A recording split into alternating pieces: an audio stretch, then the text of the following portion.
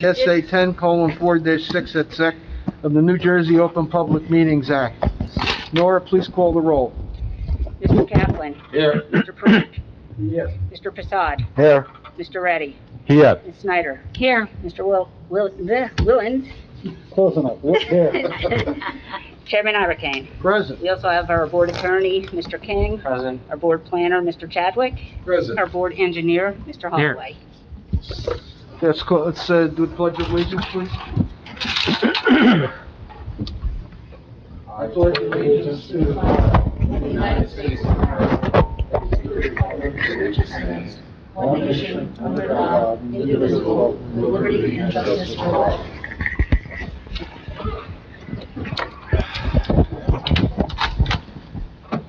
Nora informs me that we do not have the resolutions, so we will pass over that. We're going to go a little out of order here. I'm hoping to get the easy ones out first, and then we'll move into the little more complex ones. And I hope they're just a little more complex. So, is the first applicant here? No? Looks like somebody there. So go in the middle there, please, talk away, over the mic. That side and the other microphone. It's O'Malley? Okay, application 20:28, Kevin O'Malley, 35 Whitfield Place. C variance to construct a sunroom addition. Are you present, Mr. O'Malley? Yeah. Okay, please come up to the microphone. Sir, could you raise your right hand? Do you swear or affirm testimony you're about to give before the board's true self you got? I do. And for the record, can you state and spell your name? Kevin James O'Malley, And you're the owner of 35 Winterfield Place? Whitfield Place. Whitfield, I'm sorry. Thank you. You're sworn. Mr. Chairman, the witness is sworn. Okay, so you are a Mount Tabor property owner, is that correct? You can stay by the microphone, please. It's okay. Yes, I am. This is new to me too. It's my first night, so. Oh, good. I feel a little better. Okay, so, front yard setback 0 existing, allowed is 40, you're proposing 24.5, building coverage, existing 24.9, allowed 15, proposed 31.02, impervious coverage 80.7, 30 allowed, and 80.7 proposed. So I assume that this sunroom is not going to add any, impervious coverage to your house, is that correct? Can you tell us how it's gonna be built? I'm not quite sure what the question is. We have an outdoor space, Right? and we sit out there sometimes. And that's impervious coverage of some sort, concrete? Yeah, Yes. So you're just gonna put it on an existing piece of impervious coverage? yes, sir. So building coverage will go up, now, I don't understand how you could have a 0 existing front yard, allowed 40, and then propose at 24.5. What, can you explain that? Is it, your house gonna be farther from the, front yard setback, or is it gonna be in the same place? The house will be in the same place. You understand that, Nora? It must be a typo, Mr. Chairman. Yeah, that's what I'm thinking. So you're not changing the front yard setback? No. And you want to put a sunroom in where you normally sit outside and you'd rather have the comfort of being inside? Will it be like a 3-season room? Actually, 4 seasons. 4 seasons, so you'll be able to enjoy your property all year round. Hopefully. Okay, and, you're not asking for any side yard setbacks. Have you talked to your neighbors at all about, what you're doing? Yes, we really spoke to just about all of them. And nobody had any problems with it? No, So in fact, there's nobody here tonight? they were all happy for us, Oh, that's which is nice. And you're gonna finish it similar to the way the house is finished right now? It's gonna Yes. blend in with the house? Mm-hmm. Okay. Any other questions by the board? I assume these people are with you? That is correct. My wife and our contractor. Okay, so I will dispense with questions from the public since there are no public here. There's nothing else you'd like to add, right? I don't believe so. Okay. And I will dispense with asking if any members want to make comments, affirmative or negative. Someone like to make a recommendation on this one? I will. Knowing It's a what kind it's a de minimis ask, especially in light of the fact that there's already impervious coverage in the area, and so I'll be voting for it. Okay, someone frame a resolution so we can move on? I'll take care of that. Thank you. Application number 2028, Kevin O'Malley, 35 Whitfield Place, Block 53, Lot 3, in the R3 zone. I recommend we grant the C variance to construct a sunroom addition contrary to section 430-35, columns 4, 10, and 13. Seconded. Any discussion? Nora, please call the roll. Mr. Kaplan. Yes. Mr. Parikh. Yes. Mr. Prasad. Yes. Mr. Reddy. Yes. Ms. Snyder. Yes. Mr. Willens. Yes. Chairman Iverson. Yes. Result is the variance is granted. We'll memorialize this at our November 4th meeting, and then you'll be free to proceed. Very Okay? good, thank you. Enjoy your future edition. You call, Pretty easy, huh? can I call the one there,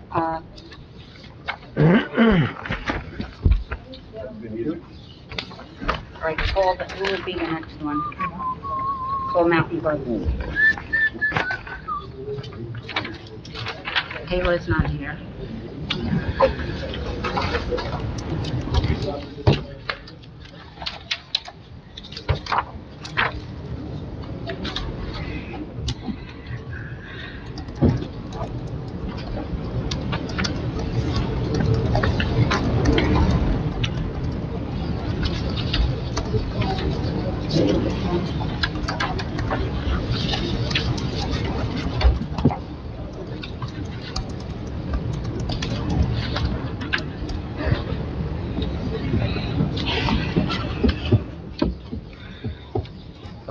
Seeking preliminary and final major site plan with C variance, major soiling moving permit to replace a retaining wall.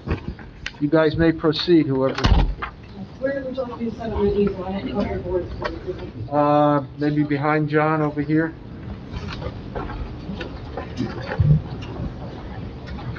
I'll just go ahead while she's setting up. Yes. I'm Scott Pinnick with McGovern Legal Services. We are attorneys for Mountain Club, the applicant. And this is, I'll let her introduce herself in a moment, but Carolyn Fegan, the professional engineer for the applicant.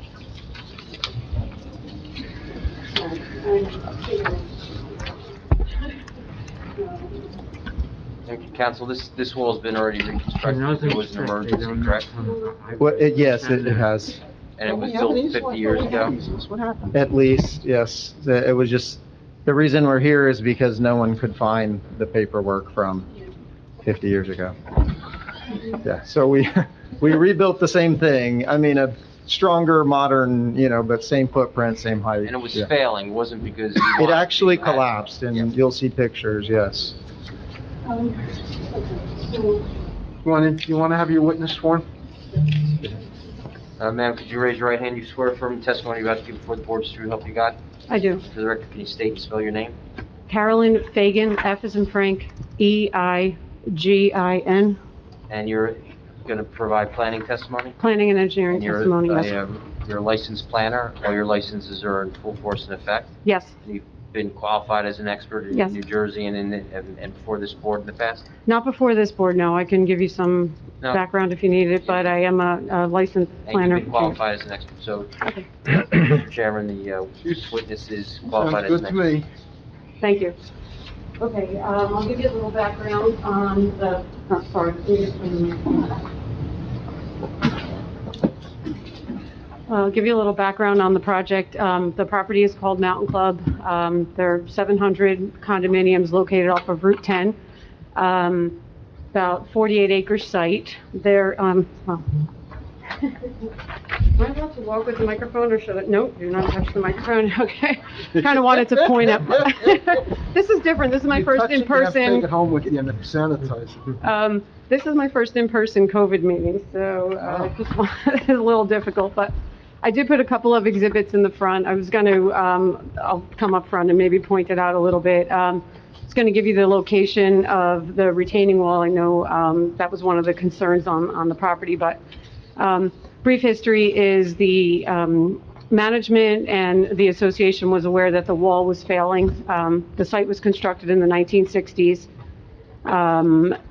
There had been some remediation done to it over the years, and even the remediation was failing. They engaged with D.W. Smith, my firm, to design a new retaining wall. After we finished designing it, went out to bid, the contractor came to the township for permits. At that time, it was found that the wall height, which nears 8 feet in some locations, exceeded the permitted wall height of 6 feet. We had the option of being able to provide documentation that this was a legally existing wall. We could not find any documentation. I know many people at the township tried and exhausted through all various departments in construction, zoning, building. Our client did not have any records of same. It was constructed again in the 1960s. So we couldn't prove that it was a legally existing structure, which would allow it to be replaced in kind. We therefore found out we needed to come for a variance for the wall height, and this application was actually submitted just about a year ago, last November.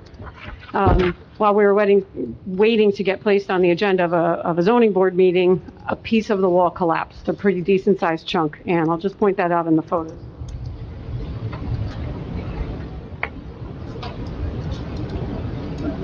These two top photos here, I don't know if I need to do this one, this is the microphone, but I have these exhibits as a handout. I don't know if anybody wants them. I think you can see a pretty big piece of it fell down.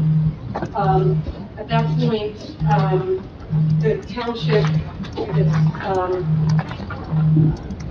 the township allowed us to begin demolition and reconstruction of the wall, although we had not gotten to come before the board yet to get the approval. I guess construction permits were issued, and we were under the impression that we were okay and maybe didn't need to come to this board. That was a mistake on our part. We begun construction and then found out we did need to actually come back just to, I guess, cross the T's and dot the I's, hopefully. Got scheduled for a board meeting in April, and then COVID, and now here we finally are in October, and as I stand before you, the wall is essentially complete. It's about 826 feet long.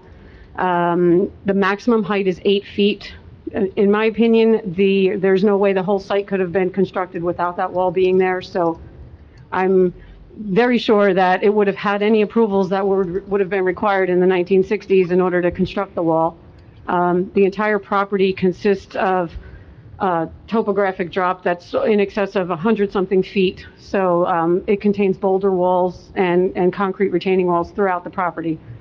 They all look pretty integral with the initial construction. They definitely didn't come after the fact, and I imagine they would have had approvals. You know, they renumbered all the lots and blocks about, how long ago, John? About 40 years ago? Yeah. And Okay. a lot of the paperwork got lost in town because Supposedly it was a flood. I heard about a flood, a fire, all kinds of different, I mean, I think really there was an exhaustive search. We tried the original contractor, the second contractor, a lot of pleading phone calls about it's going to fail, and then it failed, and Pretty much anything in pre-1970 is, you block out of the yeah, I Let me mean, ask you a question. yes. Are there any other walls on the site that keep you replaced? I mean, this was the one that we were obviously most concerned about. I think it had already, you know, like I said, had some structural failure on the site. I'm not a structural engineer, to be perfectly honest. Yeah. Maybe we could get two cats in one spot. Oh, God, that sounds like such a great idea. I'm sure they would appreciate that. Nothing is in the planning stages that I know of. I certainly wouldn't swear that anything is in excellent condition because they're getting old now. There's some boulder walls there that I don't even want to stand near, but I just have that anxiety about that. So, not to say that they're not structurally sound by any means, but nothing else is on the table right now to be replaced, to answer your question. So, you know, again, my opinion is that based upon the topography of this site, we're stuck in a situation where the parking lot is on one side of the wall and residential buildings are on another side of the wall. There's no room to do a tiered wall. The ordinance would permit, which would be a maximum of 6 feet high and separated by a 3-foot tier in between, because you'd either lose some parking or that wall gets a little bit closer to the building.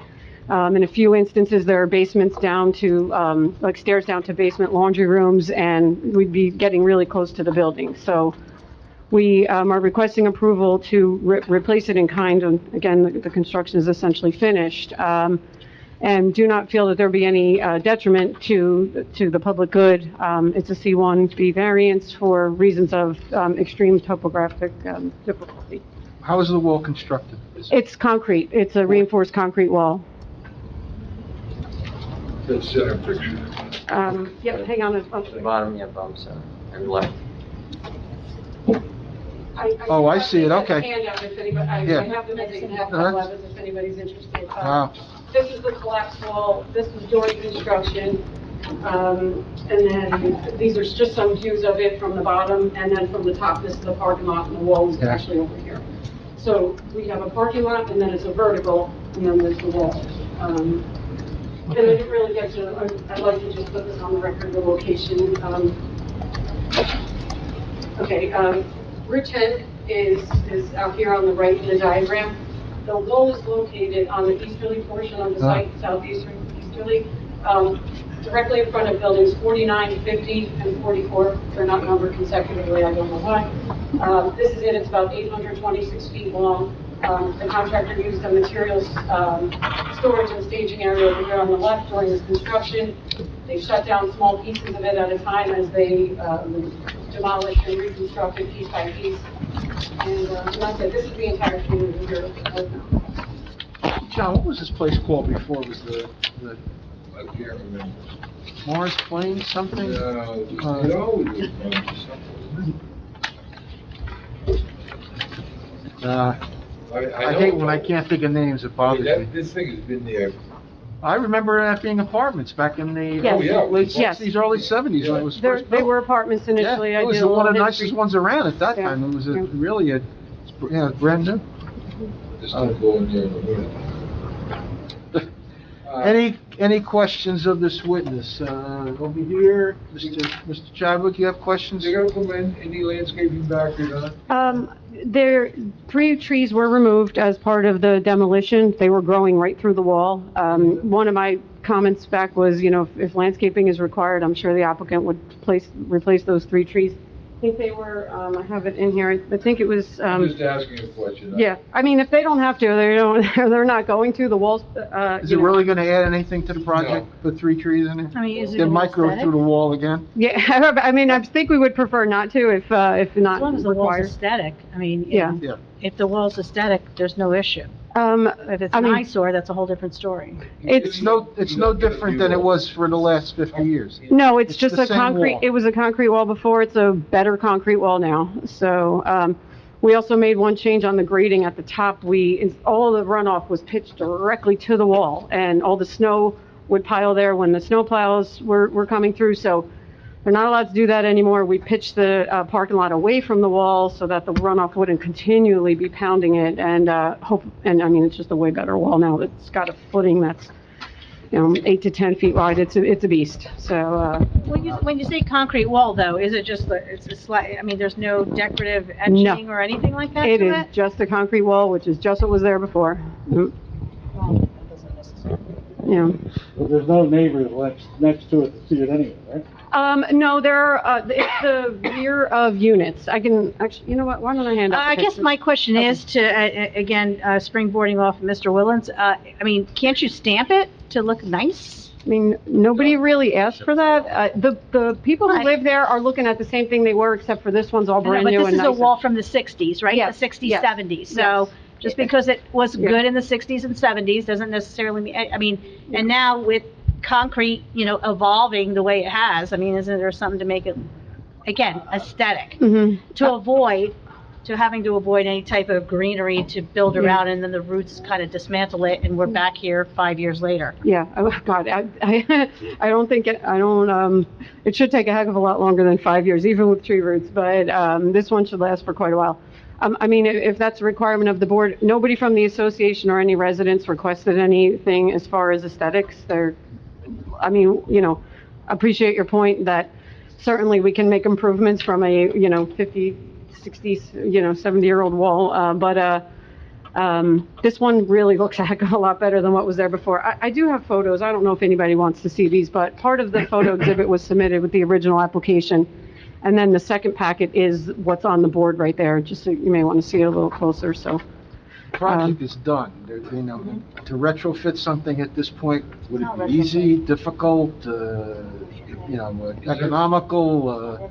I mean, economics would certainly be they took out a massive loan to do this work, you know. The new parking lot goes right up to the wall. Yes. the There's new- no space at all.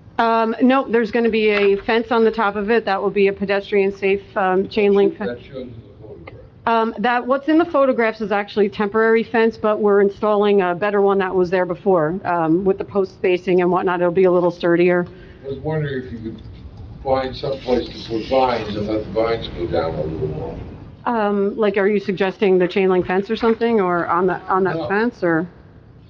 No, Just- vines would soften the look. Mm-hmm, I think that's what you're looking Yeah. for. mm-hmm. No, just aesthetically. Listen, I support this project. I'm all about the, you know, the restoration of structural integrity of older construction around the township and maintaining everything in a state of good repair. My point is that, you know, I know what a solid concrete wall looks like, and I think we've all seen HGTV enough to know that there's stamping, you know, where you're not really doing anything different, much to the chairman's point.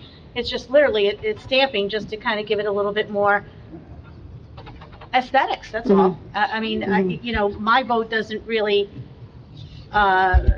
you know, is not dependent on that. It's just that, just because we did something we did in the 60s and 70s doesn't necessarily mean we can't evolve with technology and the times and just making a little bit more eye-pleasing for the subject residents. So what John says, if above the wall, is there a dirt path, or is No, there's no path. There's parking spaces that, for most of the length of the wall, parking is head-on to the, so how would you plant anything on either side of the wall? you could only plant at the bottom. There would be no room for planting at the top. The parking lot goes right to the wall. There's a 4-inch reveal on the top of the wall, which acts like a bit of a curb into direct runoff away. Only at the bottom of the wall would you be able to plant anything. And there's dirt on the bottom of the wall. Well, it's going to be replenished with, it's dirt in the photos, but it will be reestablished with grass cover. And that's what was there before. There was grass there before. These photos were taken over the summer when it wasn't the planting season, so they'll be restoring that to have grass. How about a shrub every 10 or 15 feet, let's say? Something that will go, I don't know, is there deer? I guess there's deer up there, isn't there? So you got those ornamental grasses or something. Ornamental grasses, I like that idea. Yeah, could you think you could do that, like every 10 or 12 feet? I would certainly bring it up to the association, and I mean, they're if they easy to have to or do maintain, they yeah. want to, I don't know, you know, I guess, They grow like a weed. yeah, which may be a different problem, but, you know, I certainly don't want to say no if that's required by the board, but I'm sure they want to be done with this, so, you know, whatever your recommendations are, we'll have to take into I account. think, you know, anything you can do to soften the wall, Mhm. I think Mhm. we're gonna beat this up to. I think the grass is probably the best Mhm. solution. If you do vines, you gotta get them on the top, means you gotta cut the blacktop back. You can't put them on the bottom, because some will crawl up and No, not. it's gravity, right? I'm not sure there's any grasses the deers wouldn't just love them. What, the grasses? Yeah. There's a lot of grasses the deers don't really get after. I think there's some plantings that are a little bit more resistant. I don't know if anything's deer That's one proof. fact. So what you've done is you had a 60-year wall with the concrete that fell down. A piece of it fell down, yes. Okay, so you put a whole new wall in, Yes, all nice concrete. right? yes. Okay, and so now the concern is the solid concrete wall. So you could put some plantings in, or maybe you could have the kids from Road Tech come and paint a mural on it. But the point being, I guess, just the cement wall there is not aesthetically really appealing. Understood. Okay, Yep. so Mhm. How about if you meet with the town forester and see if you can come up with some planting that's not outrageously expensive? Yeah. And put something along that wall, spaced reasonably, Mhm. and, you know, this way, will actually improve the situation. Hmm. You know, we take this opportunity for the damage and we make it a little bit better. Does that sound, Mr. Willens, that you? That sounds good. How long is the wall total? 826 feet, about. Yeah. And it's not all 8 feet tall. This, at its peak, it's 8 feet, which is why we're here. A lot of it is below 6 Okay, feet. But 800 feet, my point being, if you did something every 10 feet, you need 8 at 10. Yes, yeah. It's mostly continuous. There are a couple little breaks for stairways for pedestrian access through, but for the most part, it's over 800 feet of concrete wall, yeah. Any other questions of this witness? Oh, it's not thick enough to stamp, is that what it is? Yes, yes. We got approval on Friday from Mr. Lizza, and he had a couple of cleanup comments with some fees that were due, and, you know, again, with this being unique that the construction is finished, one of his comments was a pre-construction meeting and whatnot, but I emailed with him subsequently. He said, obviously, don't worry about that one, but they're going to have to post the bonds and then make sure that, you know, everything stays with, as far as maintenance and whatnot. So they agreed to doing all of that. We just make the recommendation We to just the council and not, we don't approve that. We make the recommendation to Okay. the council to approve it. Okay. That they should approve it. Okay. Any other questions? I have one question. Were you able to verify the lot and block? I was just based on the tax map that I thought it was block 15, lot 25 versus 15.25, lot 51. Yeah, there was some definite confusion on that, but I was going with lot 15, block 25, although the plans probably say some. No, the plans, oh no, they do actually. 15.25, lot 51. I believe it is block 15, lot 25, though. Okay, great. Yeah. That is it. Correct. Mhm. So I don't know if you would like revised plans to review to put on the record or whatever, but I know there were a couple comments in your letter that possibly, the last letter said provide testimony or describe. So if you need revised plans, we can certainly put them back. If you submit something just for the file, that'd be just fine. Okay. I know one of the issues was just quoting the topographic survey and, yeah, so I can do all that. And I did submit the survey, so we went out there and did a partial on that, in that location. Okay. I know I didn't really discuss much, but you asked me to put some testimony on the record about the method of construction, parking, unit access, pedestrian, and vehicles. That's been put on, right? Yeah. Excuse me? She's adequately addressed that. Yep. Yeah, I think Okay. we're okay. I think- Yeah, okay. I mean, You're I have enough satisfied? information. I think, Okay, like I said, you know, planting just to decorate it a little bit, and I think okay. Mhm. we have no problems. Okay, I'll gladly bring that up with them tomorrow. I don't want to say they're opposed to it by any means. I think they just want this to, That'll you be know, part of the be, requirement. You'll meet with the town forester and come up with some type of... okay, Something that's mutually agreeable, Okay. that doesn't cost a fortune. okay, understood. Yep, just to soften it, I understand it is a big, long wall. Is there a need to make for the record, there's no members of the public here, so we're not gonna ask for any comments from the board, from the public. You don't really have you don't want to sum it anyway, do you think? Your witness here has done more than an adequate job.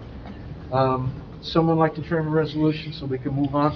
Sure, I will. In the case of application 19:64, Mountain Club Condominium Association, 246-7 Route 10, Block 15-25, Lot 51, Zone R5, that we grant preliminary and final major site plan with C variance and the major soil moving permit to replace a retaining wall. Seconded. And then again, provided that they meet with the township forestry in regards to the aesthetic elements around this project. Second ready. Any discussion? Laura, call the roll. Mr. Kaplan. Yeah. Mr. Parikh. Yes. Mr. Fasad. Yes. Mr. Reddy. Yes. Ms. Snyder. Yes. Mr. Willens. Yes. Chairman Irick. Yes. Result is the variance is granted. Now, we got three things we're dealing with here. Okay. We got the approval, the landscaping, and then we're gonna make the recommendation to the council. For the soil moving, Soil. okay, yes. Right, Mr. King? That's correct. Okay, good. Thank you very Thank much. you. Thank you. Okay, have a great night.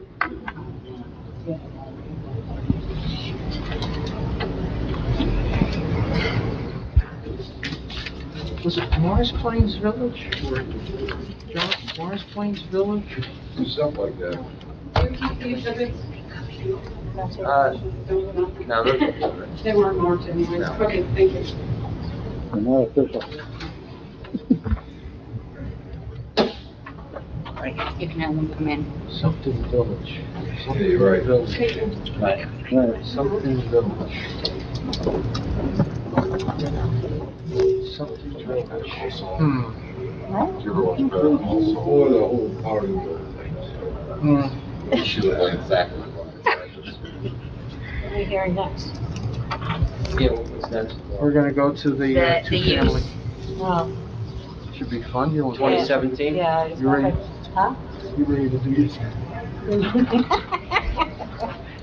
What are we doing? Why are we even here? 2017, no, I'm sorry, not 2017, 2023.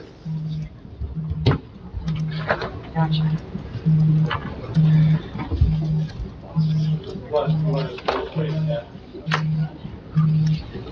Go this way. Yeah, I don't bite. I've heard it.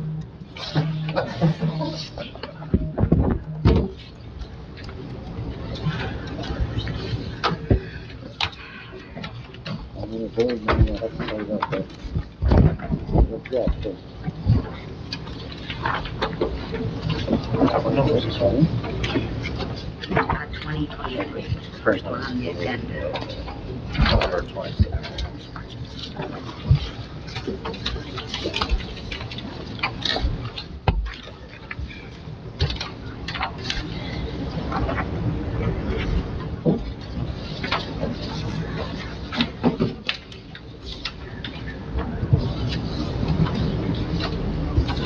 John, Mount Pleasant Village. John, Mount Pleasant Village. That was it. Oh, I couldn't think of it. We're ready for you if you're, case 2023.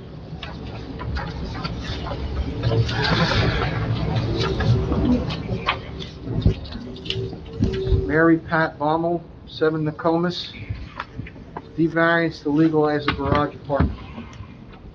Yes, good evening, ladies and gentlemen. My name is Jason Riddy. I'm with the law firm of Einhorn, Barbarito, Frost, and Botwinick in Denville. As you just mentioned, we're here tonight on behalf of the applicant, Mary Pat Baumel. Property is located at 7 Nokomis Avenue, Block 542, Lot 12, in the Township of Parsippany. Property situated in the R4 Residential District. We've submitted this application in part due to receiving a violation notice dated March 4th, 2020 from the code enforcement officer. We're here obviously seeking a use variance for a studio apartment in the existing freestanding garage. The variances are essentially all related to a use variance. Just for the record, the legal notice was published in the official newspaper on September 21st, 2020. Notice was provided to residents within 200 feet on September 17th, 2020. The proof of service and affidavit of publication was provided to the board secretary on or about September 29th.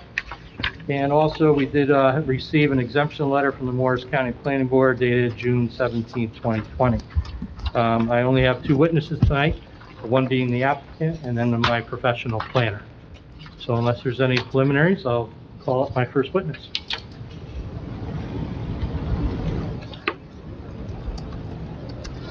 All right, who is this? Who is it? Mary Pat. Okay.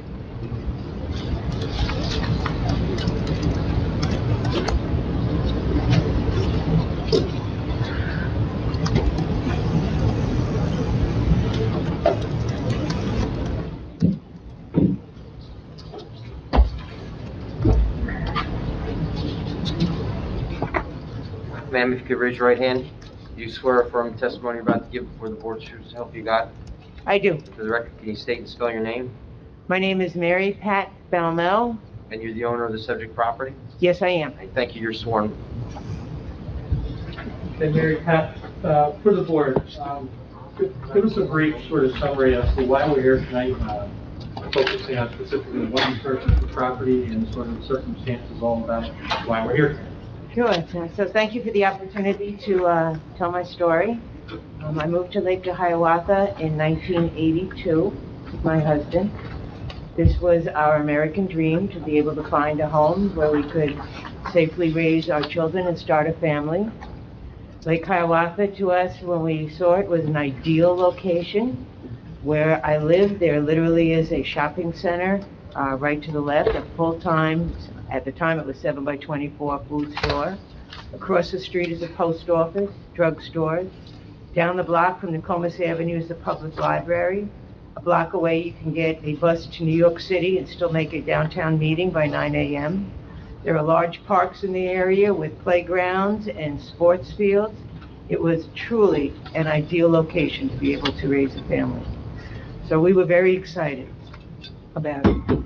And the bonus was, in the whole thing, was that it came with an apartment in the garage.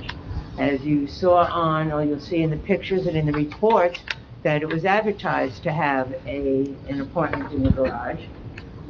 And we thought that it came with a long-standing tenant who had been there for 10 years, and we thought that was just wonderful. That was going to be my ticket then to be a stay-at-home mom. Somebody once told me, if you want to make God laugh, tell him your plans. So for a while, things were wonderful. The tenant was there, and then the tenant moved on, and we decided that we would become landlords, and we found out what it was like to be a landlord. After several troubling experiences, including one where there was a machete by the boyfriend of the woman who was living there, I found out about the mental illness of hoarding well before it became a reality TV show. But the final straw was when the federal authorities arrived at my property and I was asked to take my children to the basement and hide while they pursued the tenant in connection with a local convenience store robbery. We recognized at that point then that being a landlord was definitely not a good fit for the kind of goals that we had. And so we accepted that that would not be how we would use the services. So over time, the structure which was there was used for different things.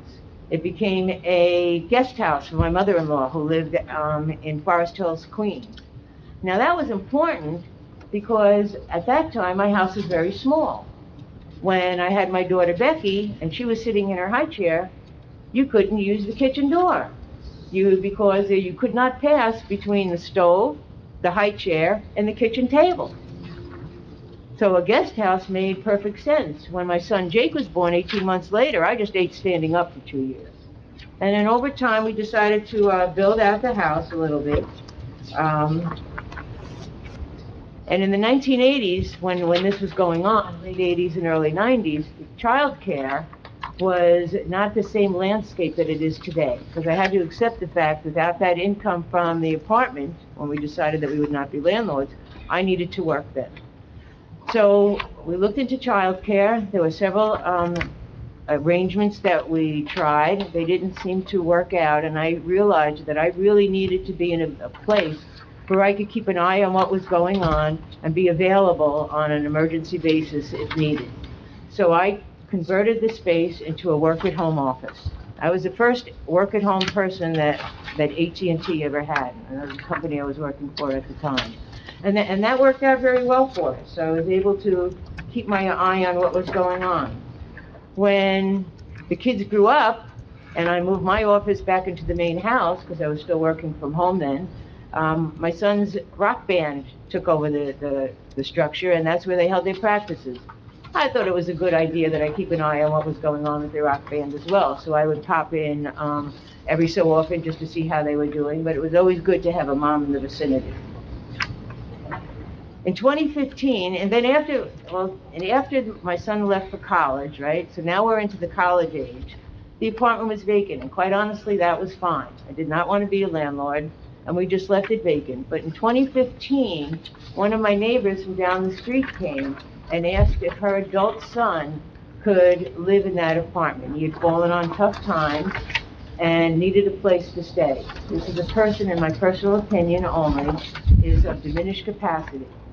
He was somebody who was familiar with the neighborhood, the neighbors across the street. He played with their children all the time as he was growing up, so he was not a stranger to the neighborhood, and everybody thought that he was a nice guy, and so we let him stay there.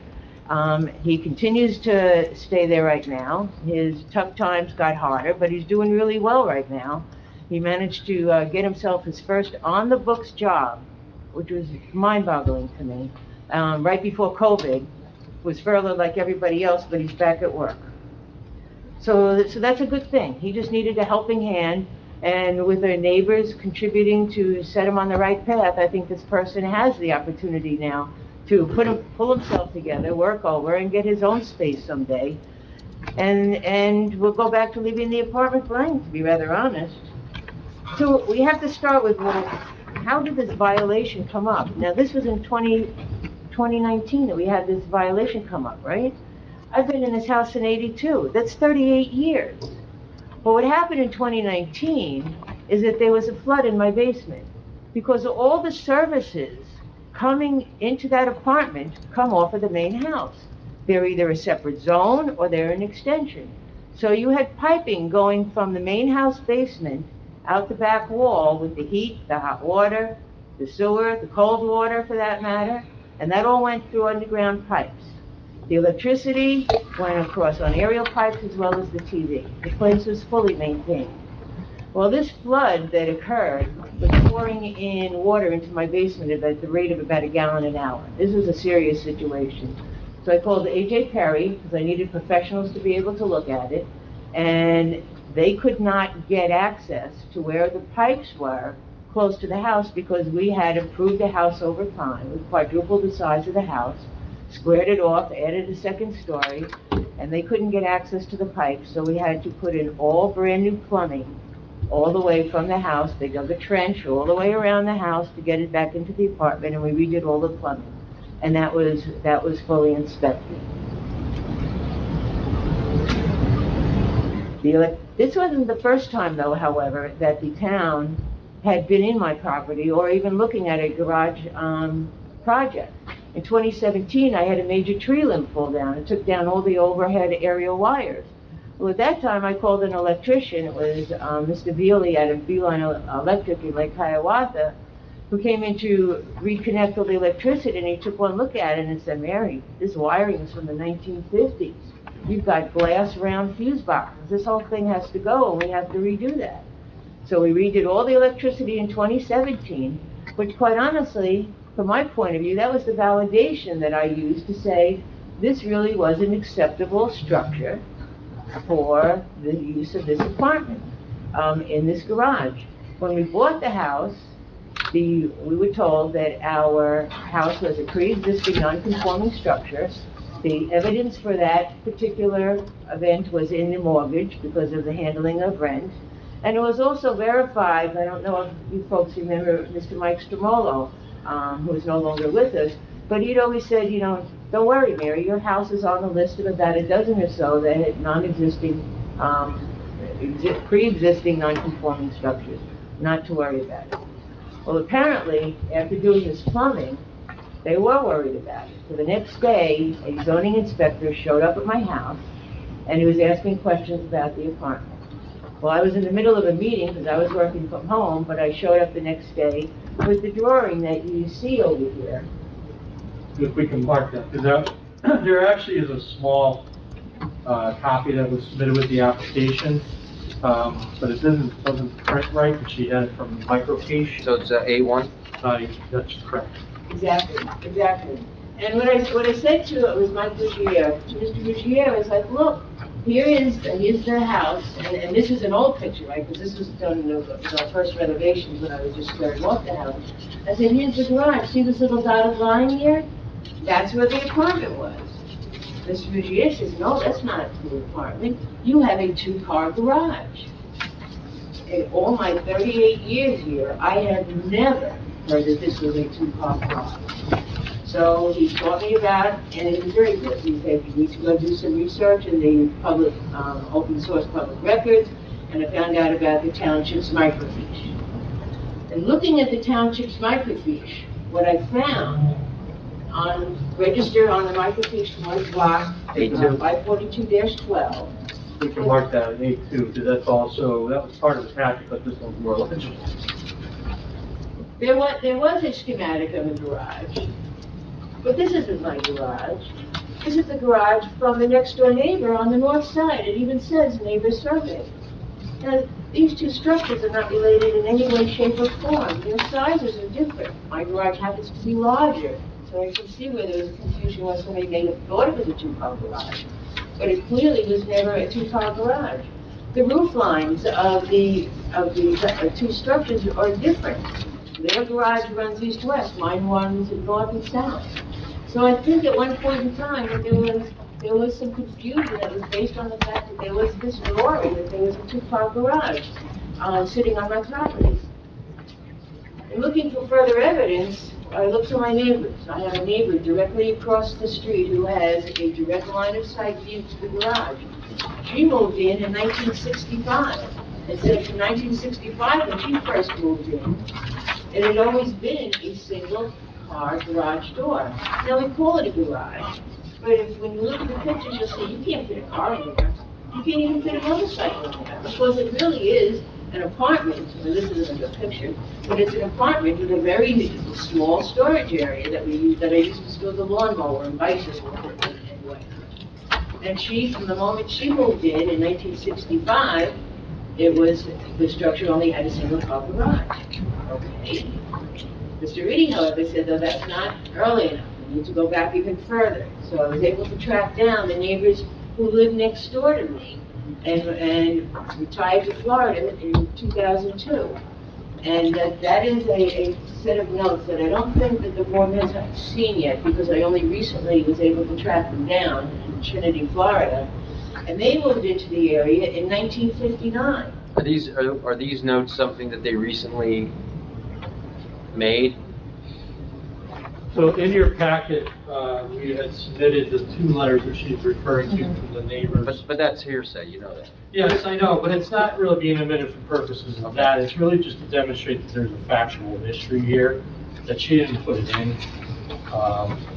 They I are don't think we're sworn saying she did put it affidavits. in. What's that? I don't think anybody here is saying that she converted it based on what you're showing us.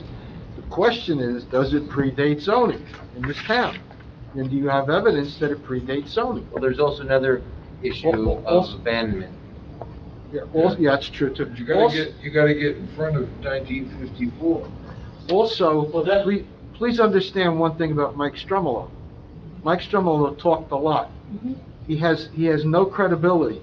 He told me, and you may know my property, 9 North Bedwick Road, that I had buried oil tanks in the parking lot from a taxi cab business that used to be there.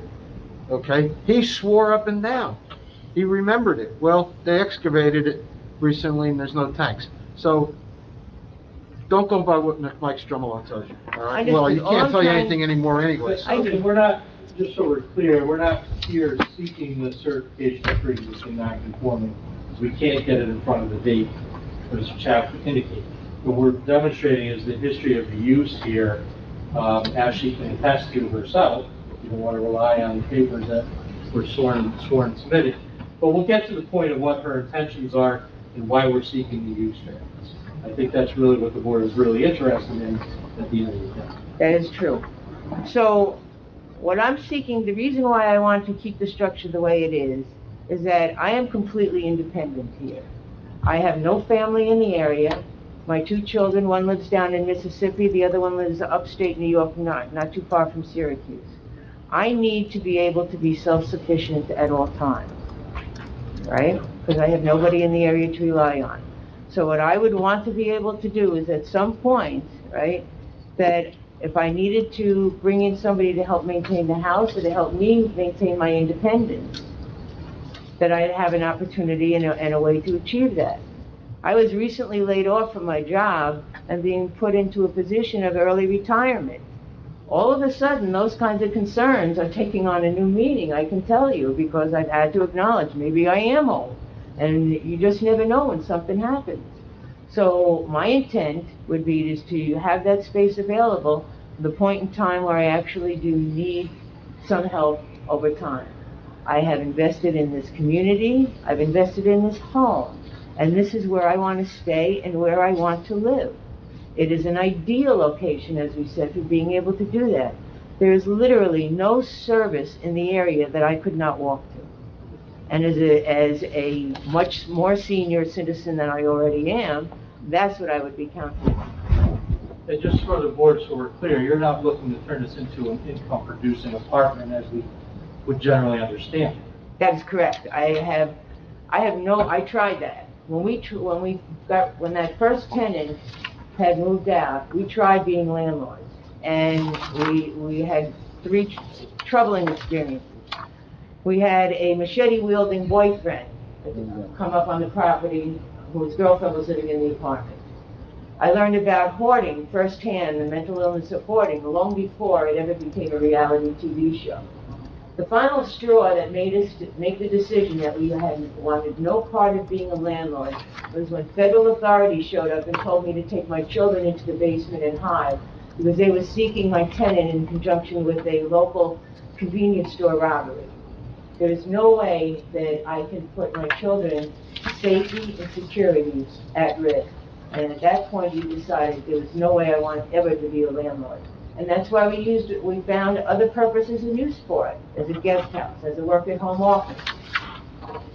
And the current occupant that's in there, you don't charge them rent, and there's no written lease, is that correct? There's no written lease, there's no rent. He helps me out when he can, but he is somebody who as I said, I mean, is very adult, and it has his first on-the-books job. I don't know who was counseling this person beforehand, but I am really thankful that between the neighbors and myself, we have him on a trajectory where he can be independent and go up on his own.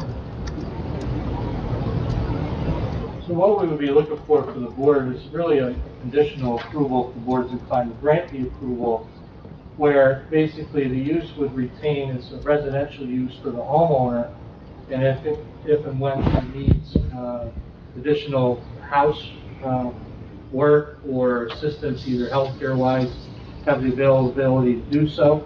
I'm sure we can craft a resolution that has a condition in there that if and when she either sells the property or doesn't want to abide by those, they have to return back to the board for approval for an income-producing apartment as we would understand.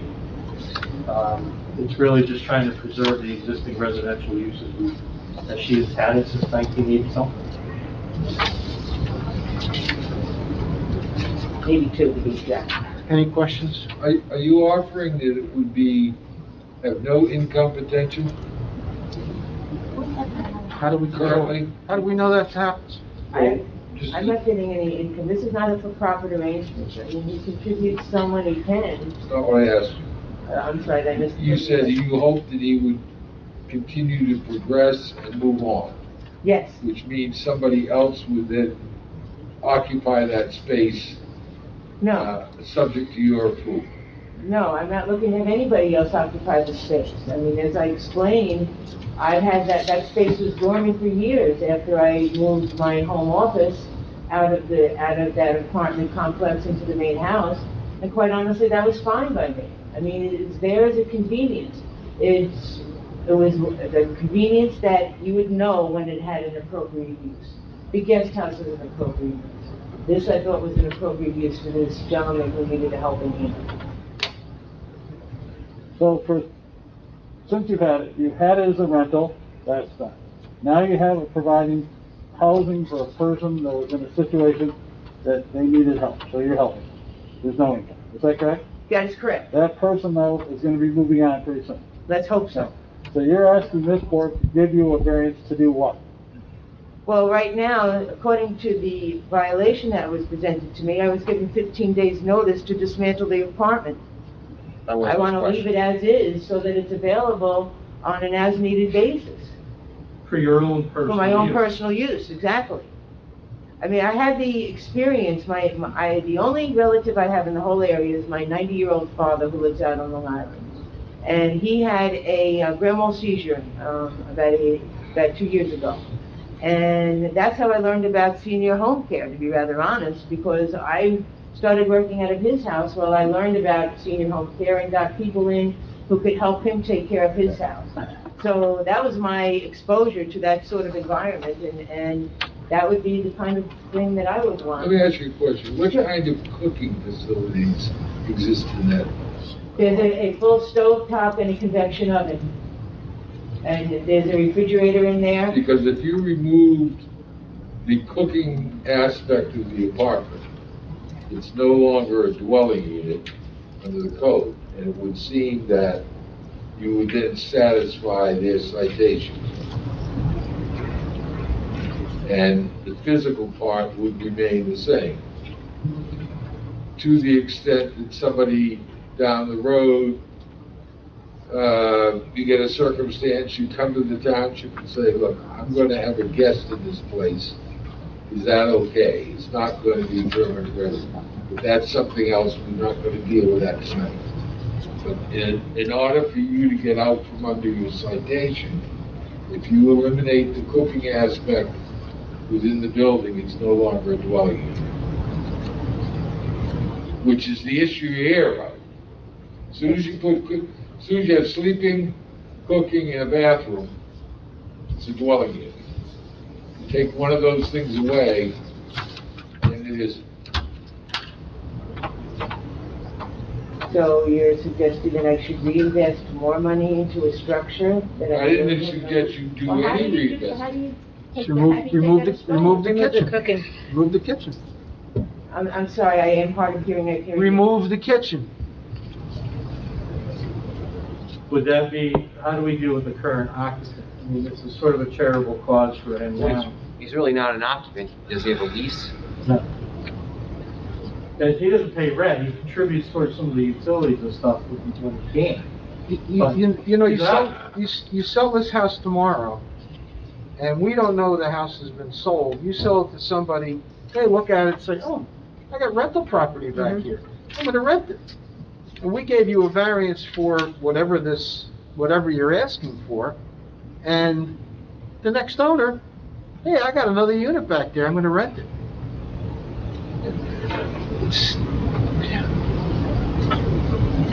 Unfortunately, this group has rules and regulations to follow, and we try to be as benevolent as we possibly can.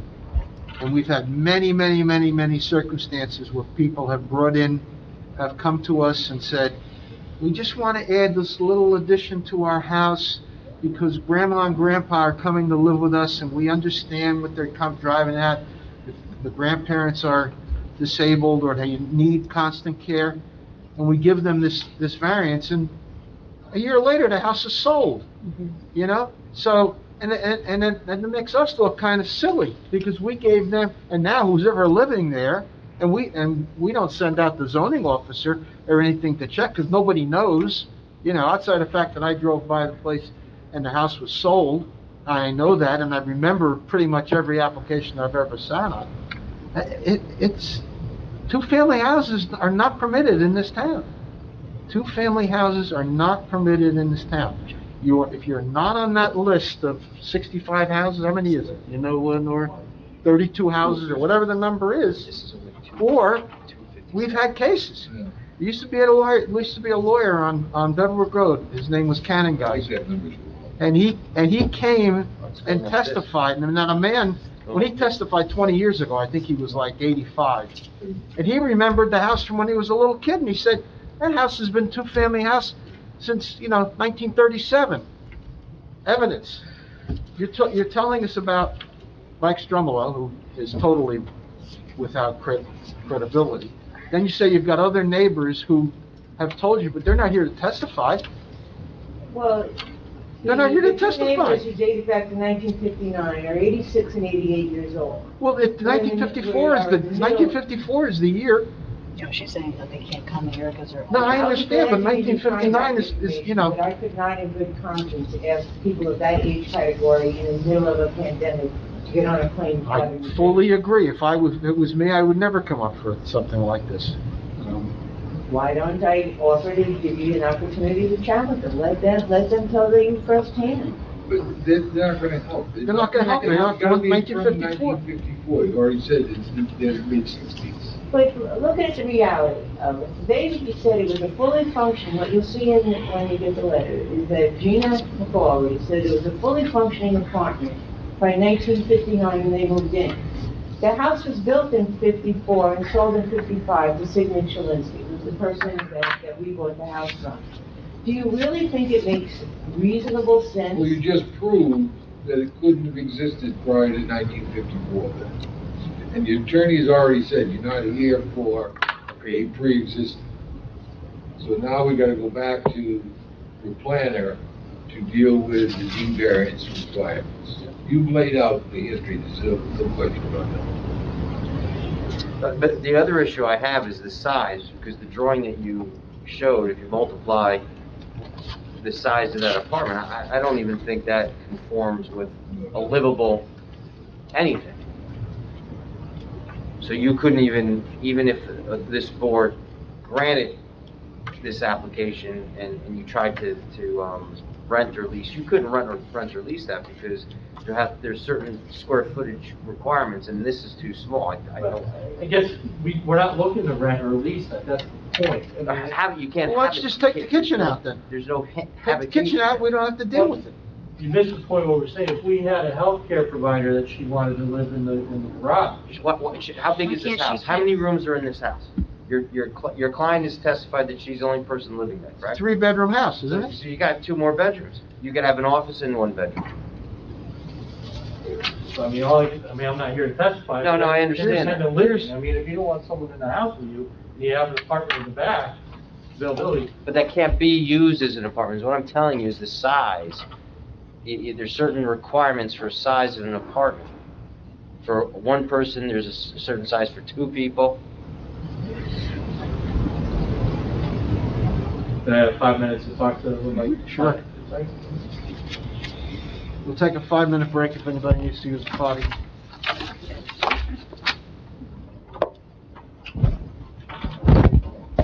Back on record. Okay, Mr. Reed. Mr. Chairman, what we would ask tonight is the board to carry this application. I need some time to discuss further with my client some of the things we've heard tonight, what the option is about taking out the kitchen and what we can do about the occupant in terms of how much time to relocate the individual. We would ask to carry this matter. When can we carry it to the north? Just give me 1 moment. And you'd provide all extensions if needed? That's correct. January 27th, 2021. And it'll be with no further notice? No further notice, but with whatever extensions are required. Yeah. Nora, do you know who's up at the end of this year? I think I do. Thank you. Thank you. Mr. Riddy, Wanna get the next? it's been a while. Been married? Yeah, Any- 2 pounds. Any Yes. contact with our old mutual client? No. He's kind of fallen off the, Yeah, that's what a sad story. His old space is doing The old what? the old space that he was. As a use variance, to take the property that's at block 199, lot 48.1, which is right next to the deli and the BP station on Littleton Road, try to do something more productive with it. We're proposing a mixed-use building sandwich where 2 layers of residential with a layer of retail in between. This application started the public hearing process earlier in the year. Given the length of time that's elapsed, we're going to put on a fresh new case and start, with our engineer. And then we're going to go, our architect unfortunately is not available tonight because he caught it. So we're going to show you the architectural renderings that the architect prepared. Of course, he cannot be here tonight. And then we have our professional planner. So if the board has no questions about what the applicant's asking for, they can start off with Mark Walker, our professional engineer. I have one question. Was this prior, was there testimony given on this application prior? There was, but it was back in January. Okay, but February? Yeah. So then did you file a whole new application? We filed new notice, but because we're just going to put all the testimony in fresh. Well, you've already opened your case, Yep, so that just doesn't disappear. right. And there were residents here too, also, right, Mr. You have King? 4 residents back. No, but Not the residents that I seem to remember in bringing up some of the issues before we stayed this case. Didn't we? No, I just bring that up because there's testimony that was given prior still stands. Yes, Okay. it's not changing, and the application is still the same. But again, it's 10 months ago, it's tough, 8, 9 months. Maybe someone can give us a summary of what we've already heard, and just so we can refresh our memories, but I think, I agree with Mr. King. I don't know why you would want to repeat all the testimony from start. I think it's just really because it's been just so long. And again, it's not a complicated application, it really won't take long to go through. I seem to remember pending issues where it was going to be addressed and we stayed the case. Am I not correct? Is my memory serving me ill? We're waiting for DEP. Yeah. Right, and we have that information, right? We filed it? No, we have a DEP, DEP, oh, I'm sorry, Developer. Michael Buono? Yeah. Were you sworn in last time, Michael? I did not. Should we swear you in so you Why can? don't we do that? Yeah. Mr. Buono is the applicant / owner. Michael Buono, I'd like to have you sworn in. Sir, you raise your right hand, you swear affirm testimony about to give before the board, true self you got? I do. For the record, can you state and spell your name? Sure. Michael Buono, Buono. And you're the owner of the subject property? I am the applicant. And you filed the... Yes, I have consent from ownership and I have a PSA in place, You're correct? sworn. Okay, Michael, have you heard, the board would like just a brief recap of what was presented last February, as well as what the issue was with respect to DEP, and I believe Mark Walker will handle the. Sure. But just give the board an overview. So there's no DEP issue. We have a permit. So from the New Jersey Department of Environmental Protection, there was one couple in opposition claiming that there was a stream on the property. Our environmental consultant has verified that there's no proof of a stream on a map that basically outlines all the streams here in New Jersey. And plus, we sent out a team to do a survey of the property. I have his verification and all his credentials. We can submit that to the board as part of the information that we'll circulate tonight. It's a simple application. It's a mixed-use property with a retail component on the ground floor and 4 units on the second and third floor. Now, Mr. Buono, just so the board, you don't have a commercial tenant lined up for that 1 floor of retail? No, we don't. We have really no idea what the use will be. It's a sort of atypical area. It sits next door to a gas station. I should actually add a deli / gas station. So the idea is to, erect the structure and hopefully be able to find the best use that makes the most sense for that area. And if I may, because Mr. Buono does not know who the tenant is or even what the use is for the retail space of the building, it would make most sense to ask the board to the extent the board decides to approve this application, to only grant preliminary approval, not final. This way, when Mr. Buono does find a tenant and does have a use proposed, if it fits within the parameters of the board's approval, then that's fine. If it requires a revisit by the board, we would come back for amended preliminary and then seek final. It seems like that way, the board will be more comfortable knowing what's actually proposed for that 1 floor of what we're calling retail space. Now, Michael, can you give the board a brief summary of what happened in February, because I wasn't here for that? So in February, we went through your typical process. I had, the design team submit their testimony. John McDonough was here. He testified from a planning perspective. Mark Walker went through the civil piece, and then Danny Dubonnet, my architect, spoke about his discipline, the design, and sort of what inspired us to create the aesthetics and the functionality of the property. So unfortunately, Danny couldn't be present tonight. I have a packet with the renderings.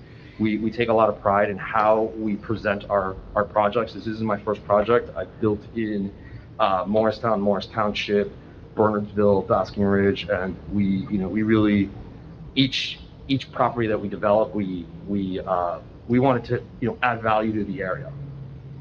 But in terms of the substance of the application, nothing's changed between what was presented to the board in February versus today? No, not at all. Okay. That being said, Mr. Chairman, if the board would like a brief overview of the engineering of the site, just to get reacquainted with it, again, Mr. Walker is here, and then in about 5 minutes, Mr. McDonough will be arriving to provide the planning testimony. But I think it would make sense, just for everybody's benefit, to have Mr. Walker run through. Am I okay? Mr. Walker? There we go. Mr. Walker was previously sworn at the hearing, and you acknowledge you remain under oath? Yes, I do. Could you reintroduce yourself to the board? Sure. Mark G. Walker, Walker. My office is at 21 Bowling Green Parkway, Lake Apacon, New Jersey. I'm a principal of Dykstra Walker Design Group. We prepared the plans that you have before you tonight. And we did go through the testimony, so just to give a brief layout of the site so the public will know. I also have some handouts. And this was the same exhibit that we used at the last meeting. Just will help for everybody to have a copy. Was this marked at the list? It was marked at the last meeting. I don't know what it was marked as. It may have been A1.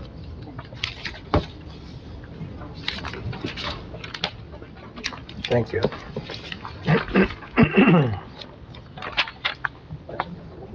It's A1. A1. We marked it.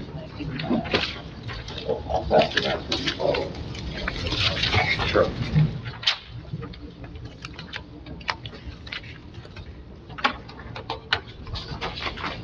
Thank you.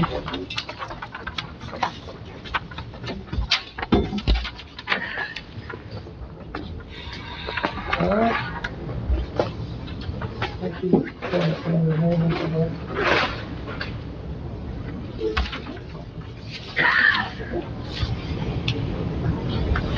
So as you can see, looking at A1, and I have a big board up here as well, that shows A1 in a larger view.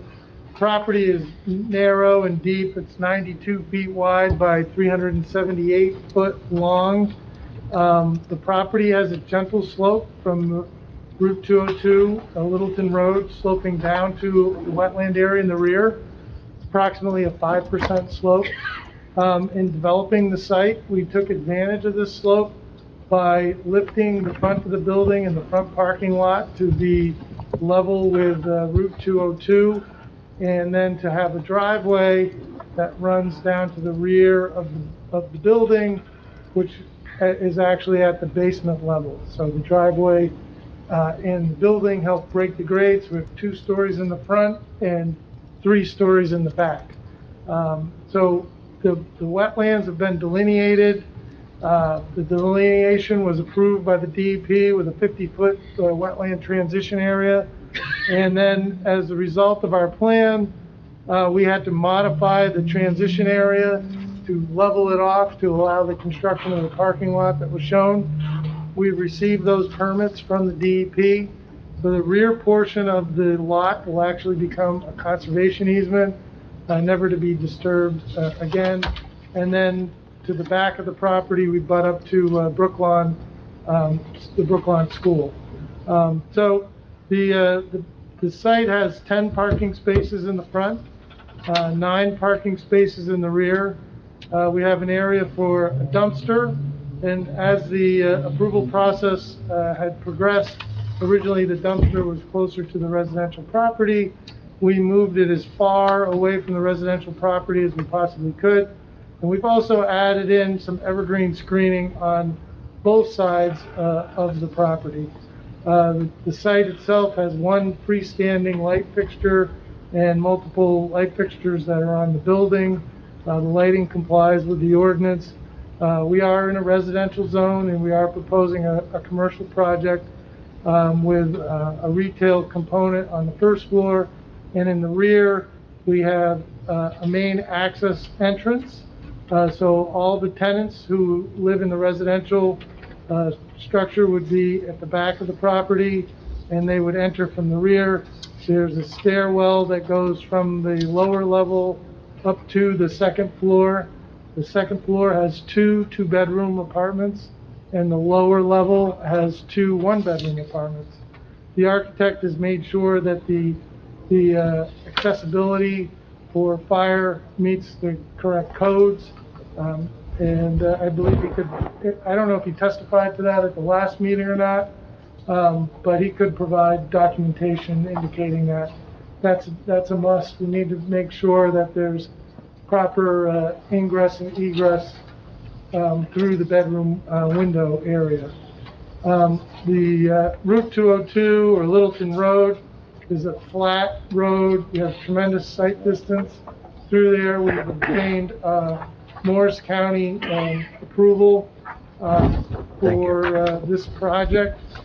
I believe that Littleton Road was actually paved recently, and there's a 5-year moratorium on digging up the road. We have provided alternate utility connection plans on sheet 4 of our site plan that allow us to connect into the utilities without disturbing the roadway.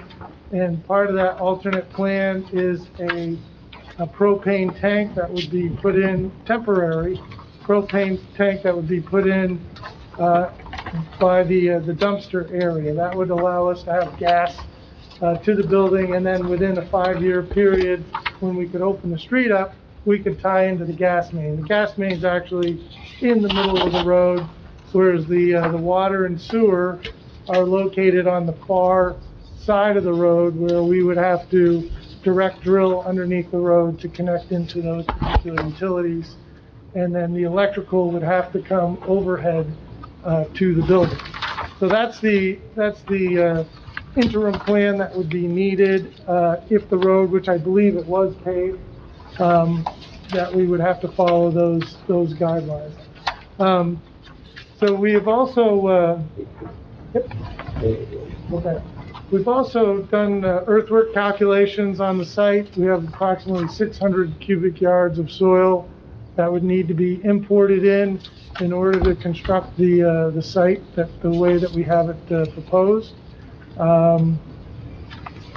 And I believe that's the overview of the site. We do have A2. We do have architecturals that were marked in at the last meeting, A2, and I believe the packet's been handed out. So as you can see, the front of the building, we have has a nice residential type of look to it with the gables in the front and the side, and we have the retail component that could also be a combination of professional office or medical, a combination of the two uses is what we're looking for. And then on the next sheet, there's a view of the rear of the building, which you can see how the building walks out from the basement level. In the lower area has the two one-bedroom apartments, and there's a door at the back, and that door provides access to the upper two apartment areas.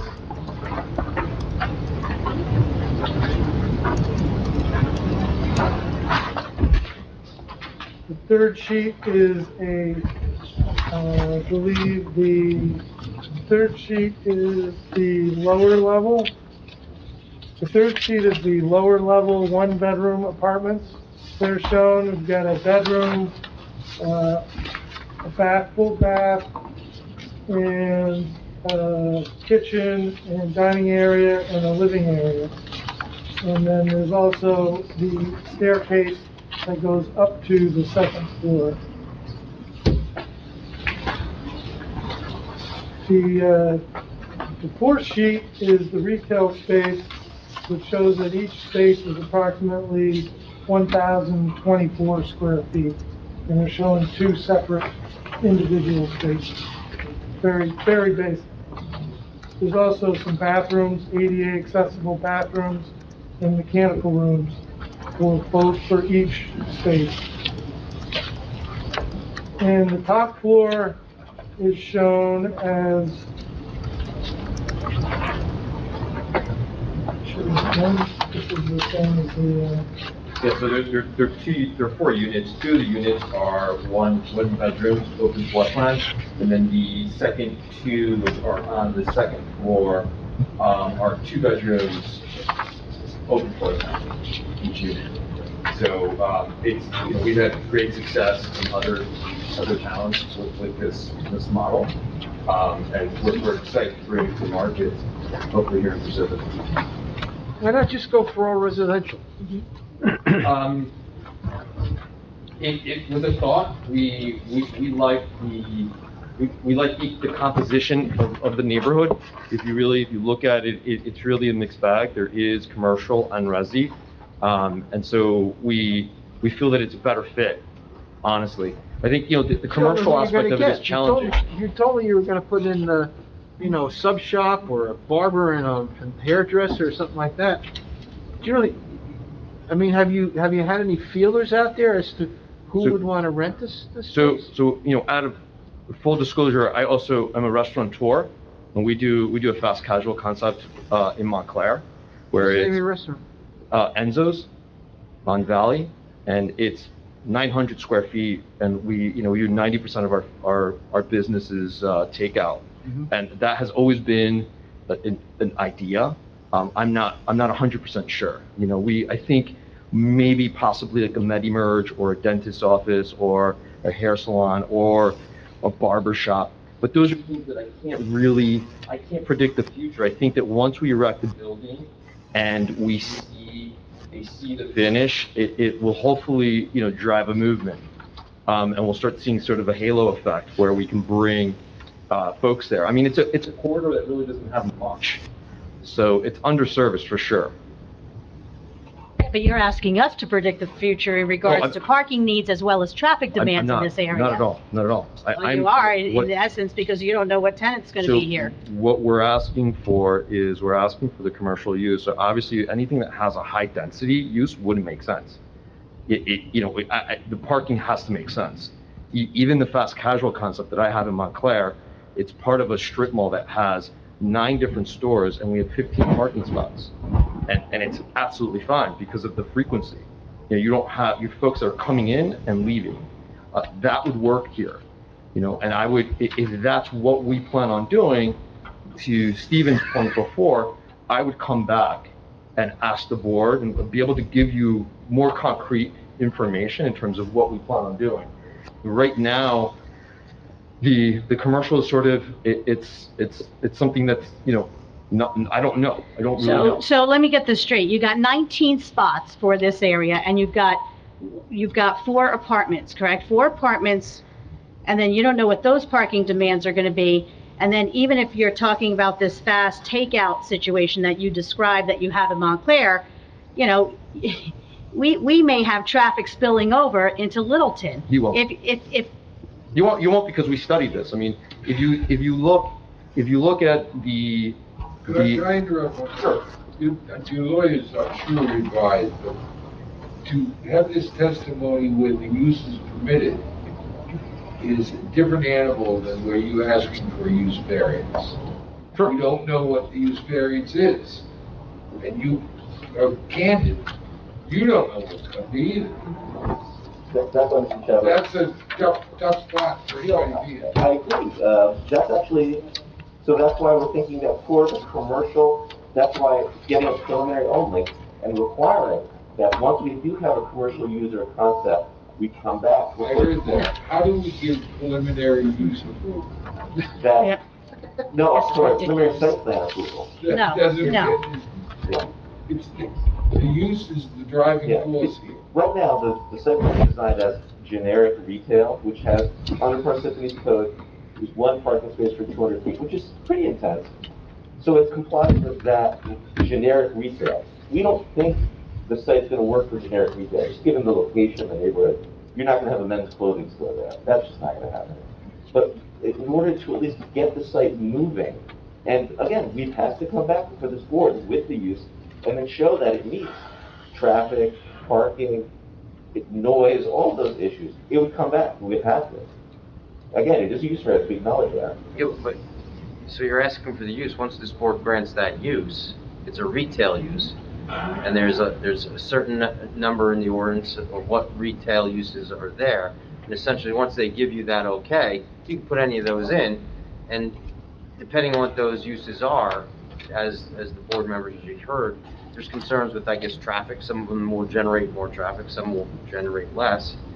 And that would be a problem for them to say, go ahead, put a retail use in, and then all of a sudden, it's the hottest restaurant around, and you got people parking all over the road. Yeah, no. I So totally that's understand. the issue that Yeah. they have. And then it's a high residential area, so you're not even accounting for the pedestrian traffic that's gonna come in, that's gonna slow down the vehicular traffic queues going into and out of that parking area. Again, I get into only 19 spaces, and then we have yet to figure out what the parking demands are gonna be for the residential, No, so let for me the just be 4 very clear, residential Nancy, units. the parking needs for the residential are more than sufficient. They're basically Well, I'm sure it is, but two I. parking spots per Right, unit. but again, that retail element, and you're asking us to predict the future. I'm in no position, I am not gonna vote for any preliminary nothing until we figure out what is going in here. That's just my position. It's ridiculous. And you're asking us to, take a leap of faith and grant the use without knowing what the use is.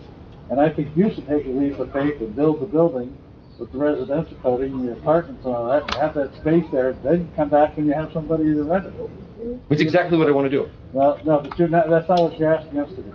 Well, there may be a disconnect here. What I'm suggesting here tonight is, I would like to build the building with the space below for future retail. Once we decide, That's also it. I don't know that. Then you can't. So that's the issue. But understand that I'm investing in an area that hasn't seen new investment in a very long time. I'm trying to improve the area. I just need to, I want to figure this out, and I've spent a lot of time with a project that is very simple in nature. We have the same goal, but we have traffic impacts to account for. I think everyone And would other agree it's a things. beautiful building, and it's a great concept, and that, restaurant, something in there that the board can look at, your professionals can give testimony that this is what it's gonna generate, they're comfortable with it, you put it in there. But I don't even know if you can get testimony from your experts to say with certainty that if it can or it can't, because they don't even know. No one I mean, I can tell you the fast casual concept works because I've been doing it for 20 years in Montclair, and the impact from a traffic perspective would be minimal. So, and this is, a successful business that's been in a very densely populated area, much more than this area in Montclair, that works. So And if it's that not works, then impacted. you know it works. Isn't Valley Road closer, Valley Road's very close to Route 3, correct? No, it's not. It's actually, Where is it? Where 4 on Valley blocks Road? away. Are you It's- talking about Bloomfield, the Bloomfield section of Valley Road? so it's The 3.5 avenue? blocks north from Bloomfield. Bloomfield Avenue, Yeah. correct. So, if I could just kind of boil it down, again, we don't know the use, we don't know, but if the board would like us to pick a use and then come in and demonstrate the justifications and how that particular chosen use works, we could do that. And then, again, if that use doesn't pan out, then we'd have to come back for a new use variance for whatever is ultimately interested in that space. And how about if that's denied? Right. I mean, it's Then very it's difficult. unfair, it's. Incredibly difficult to, I probably have, close to $100,000 invested in nothing at this point in a year of my time. So, at this point, do I just abandon and leave it as is, or do we try to take another stab at it? I would love to do this project because I think it would really improve the area. But, the issue is, how do we bridge the gap, right? I understand the board's situation. You want to understand exactly what the implications are, right, before opining on something. So, I don't know. It's almost like the cart before the horse. Totally. Egg before the chicken. Yeah, and as Chairman said, maybe it is all residential play. It's just that it's not the most ideal location. I mean, next to a gas station at the end of the day. And again, I think everyone would agree, it's a beautiful, the drawings are beautiful, it's nice. Yeah. I don't think the challenge is your quality of development and the fact that the area could benefit from the development, and we'd appreciate your investment there. The question is, in what? And I don't really see how you can expect us to approve a use when we don't have any idea what that use is going to be. Now, if you came in with your concept of your restaurant, said, I'm a proven entrepreneur here with this model, and that's what I'm putting in, approve that, I think we'd have some talk about. Right, right. Okay. You know, I think, you know, the other possibility is that we select a couple of concepts, right? Meaning we look at a couple of different businesses that could potentially work in this area, and we come back and we present, you know, each business and its needs from a parking perspective and you know, every other issue that needs to sort of be, you know, flushed out before you can approve it.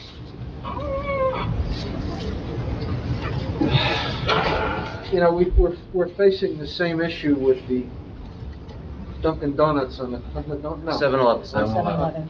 What? 7-Eleven. 7-Eleven, I'm sorry. They all look the same to me. And the unknown store next door. Yeah. And it's a very, very difficult decision. I think we're trying to be overly cautious in a town that has a lot of traffic. In that particular case, much more traffic.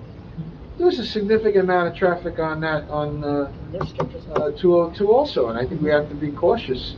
And I think we have to be conscious of the fact that there are residents right there on both sides of the road. So we're You gonna know, be there's overly also a cautious. massive gas station and a deli, so, you know, I get it, if this was, you know, a perfect neighborhood with a white picket fence, I wouldn't even be proposing this project. But the reality is, it is mixed use, there is a lot of traffic, we do live in New Jersey, there's traffic everywhere.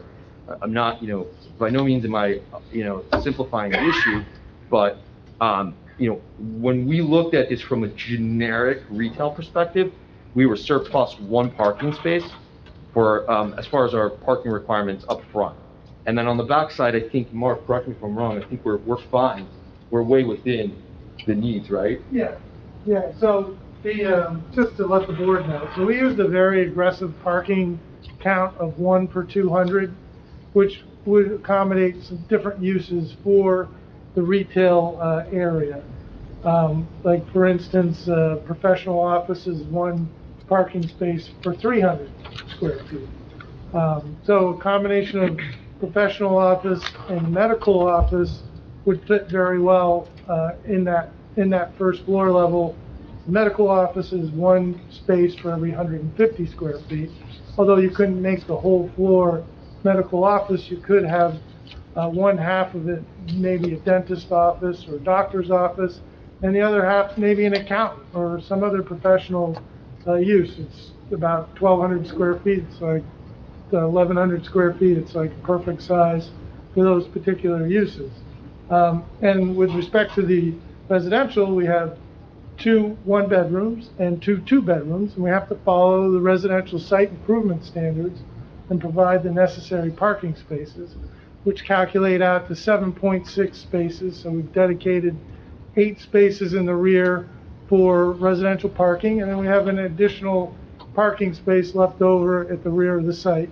And then, as you can see, there could be some overlap in parking, where on the weekend, if it was an office, there'd be additional parking spaces available for the residents to park in the front parking lot, and then vice versa, during the work week, during the day, some of the residents may be at work, and there may be a few extra parking spaces available in the back. So the flexibility of the uses that are in the building really even help the parking, even though we have some additional parking spaces, so. And I think all the, it may be language is Right. not helping No, I make know. us feel any better. We need to pick a use, so. But your point depicts or presents the problem that the board has. If you have a night use in the bottom, that's gonna take more spots that you could probably have used if it was a day use at the bottom. You know, if it's a restaurant or something, you're gonna have more use at night. So that's when this site is fully occupied theoretically by the residents and also that store use. And then if you have another use in that second section, that's more of a night use, then you have even more of an impact. Right. And that's what we kind of need to filter out. And Yeah, it's fair for you as the developer, and it's also fair for the board. Yeah, it's a valid concern, you know, I think we need to go back and give some more thought, figure out if we want to move it forward or not, you know, so, thank you very much. Can we just clear up one item? The description of the apartments, the 2 one-bedroom apartments are on the lower floor. Correct. And are we calling that a basement apartment, or are we calling that a story? It's a walkout basement. We're calling it a story, but it's a walkout basement. All right, so it's a story, then we have the first ground floor to the front parking lot is the retail, which is another story. And then we have the 2 two-bedroom apartments, which are 2 stories, correct? Which the description before had 2 one-bedrooms on the ground floor somehow or other, and no discussion that the 2 two-bedroom were 2-story units. There are 2-story units, yes, there's a 1-bedroom on the lower floor, and then there's a 2nd bedroom on the 2nd floor, which is sort of the master. So if we count them up, we got 4 stories, correct? 4 stories from the back. From the back, yes. From the back. No, 3. 3 stories. Well, the top It's is a 4. half floor, so it would be a 3.5. That's where the master bedroom is. So we, Yeah. while we're cleaning up things, it's not to get that as a variance. Correct. I think do you have a catch-all in your notice? We do. Pete, do you think catch-all The covers? catch-all covered. I just want to make sure we don't lose it. So what we're going to be doing is, we're going to be coming back with specific use concepts and then provide the justifications, traffic. My suggestion is that you take a look at your conversion zones, get your planner to figure out use groups. Okay? As soon as you throw food into that use group, I think that's where you're gonna have the biggest difficulty. It's my comment.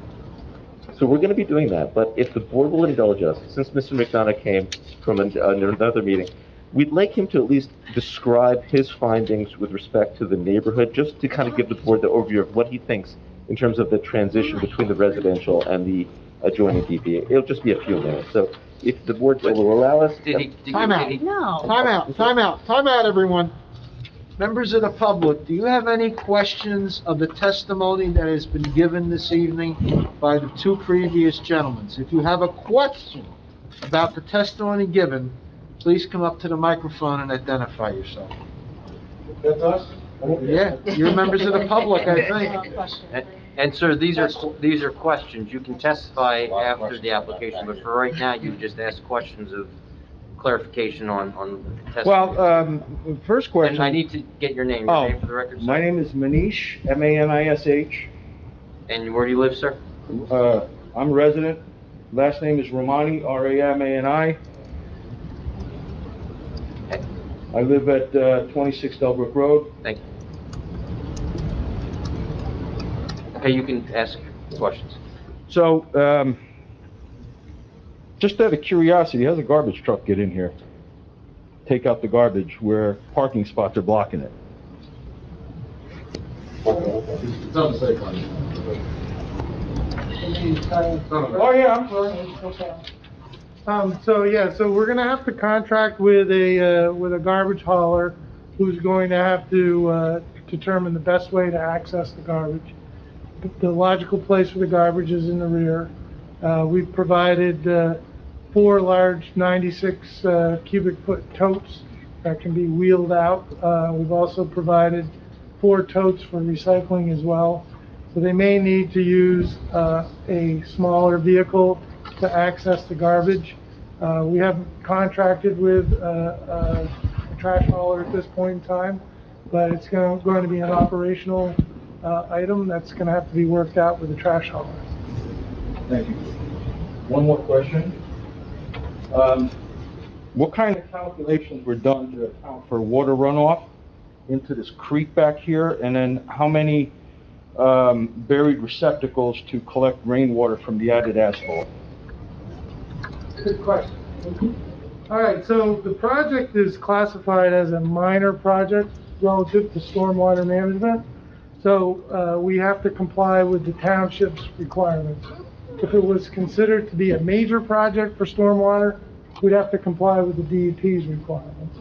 So with the town's requirements, we are collecting runoff from the rooftop as well as the parking area, collecting them. The parking lot's curved and we have storm drains.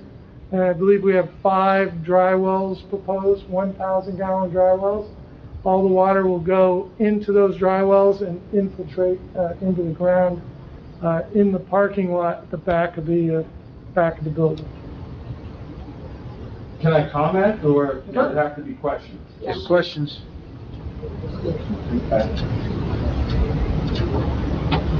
How many gallons of water if 2 inches of rainfall, based off of the asphalt that you have shown?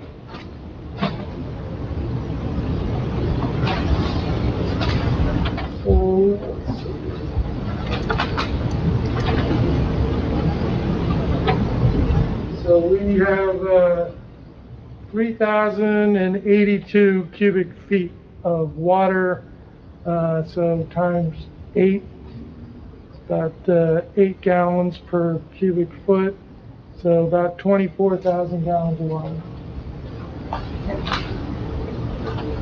If you have a total of 5,000 gallons, 5 1,000-gallon receptacles, where does the rest of the water go?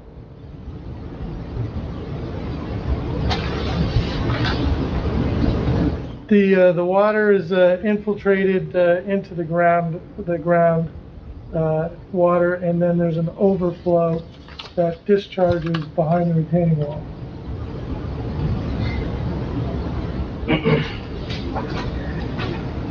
I think it's roughly 24,000 gallons of water if 2 inches of rainfall, 5,000 which is collected and then dispersed into the ground, right? Leaving 19,000 gallons of water to run off into this wetlands. Are you aware there's a creek back there? There's no creek. Yes, there is. It's been identified by our environmental. I have video in my backyard that shows there's a creek there. And more importantly, there is no creek that's been identified, but a state of New Jersey on that property. This was an opposition that we had during our first hearing. I had our environmental folks come back and actually survey the property and testify. It's in an affidavit that I have with me today. So, Am I allowed to show a video? Not now. Not yet. Okay. That would directly contest that statement? Okay, you'll have your chance after. This is not the time for members of Okay, the I public understand. This to is the get- first time I'm dealing with this, so I apologize. No, you don't have to apologize. All right. Just follow the rules. These are questions, right? So the question was, and you answered, and we would be able to show that later? That's correct. Okay. At the end of their case, you can come up here and put on your case for or against the project. Understood. I'll wait then. Thank you. Just to follow up, there's the dry well, but there's also a massive amount of stone associated with the dry well.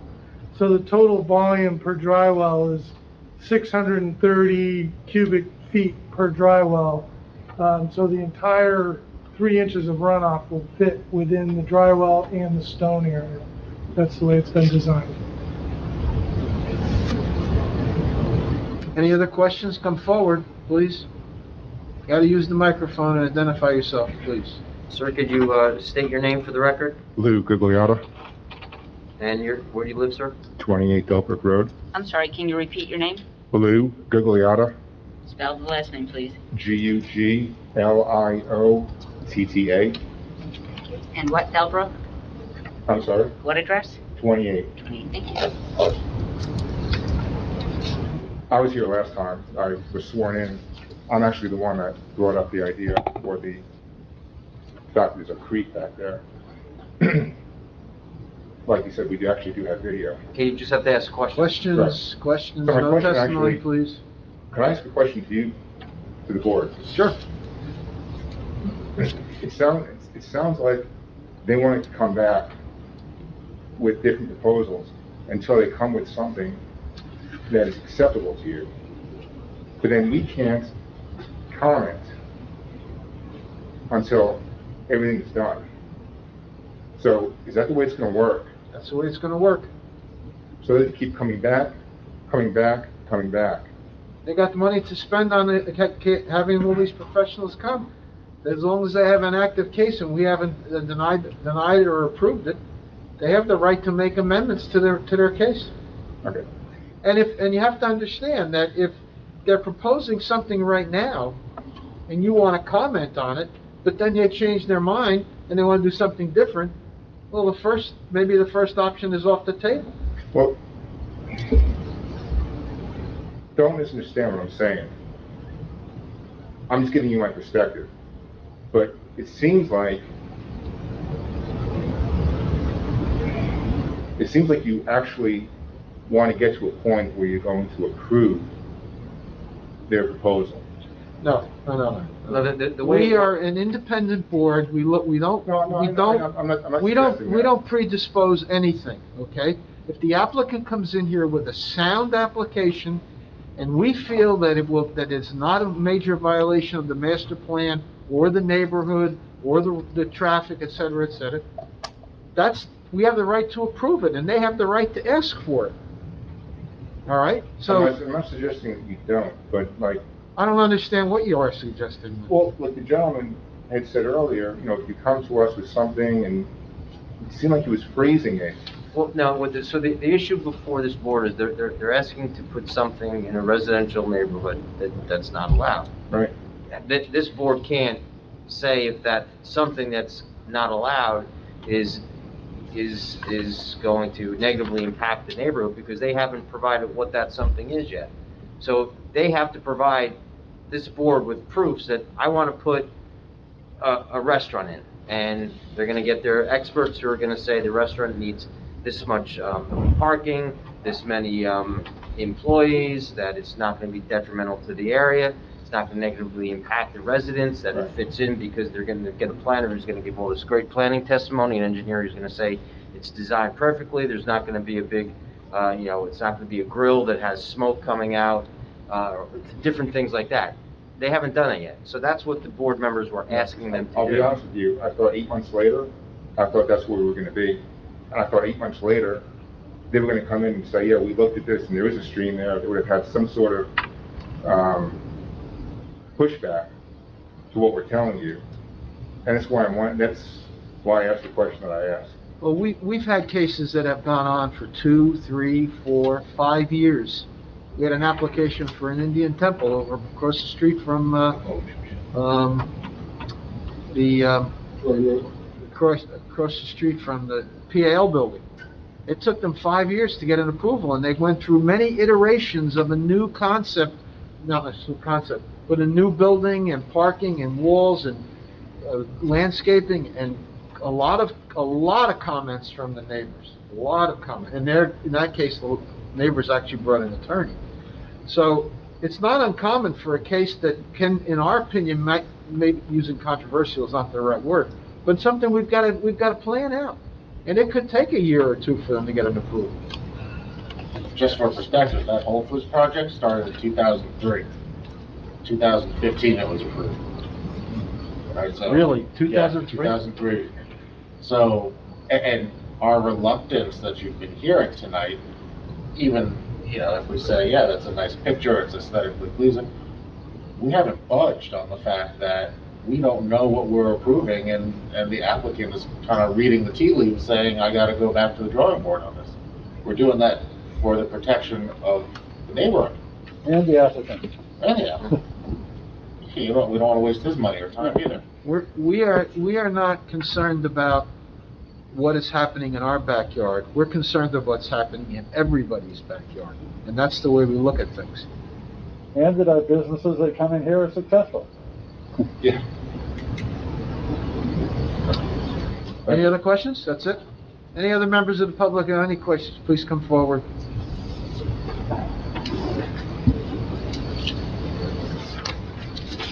Sir, can you state your name for the record? Hi, Michael Cardell, And, sir, where do you live?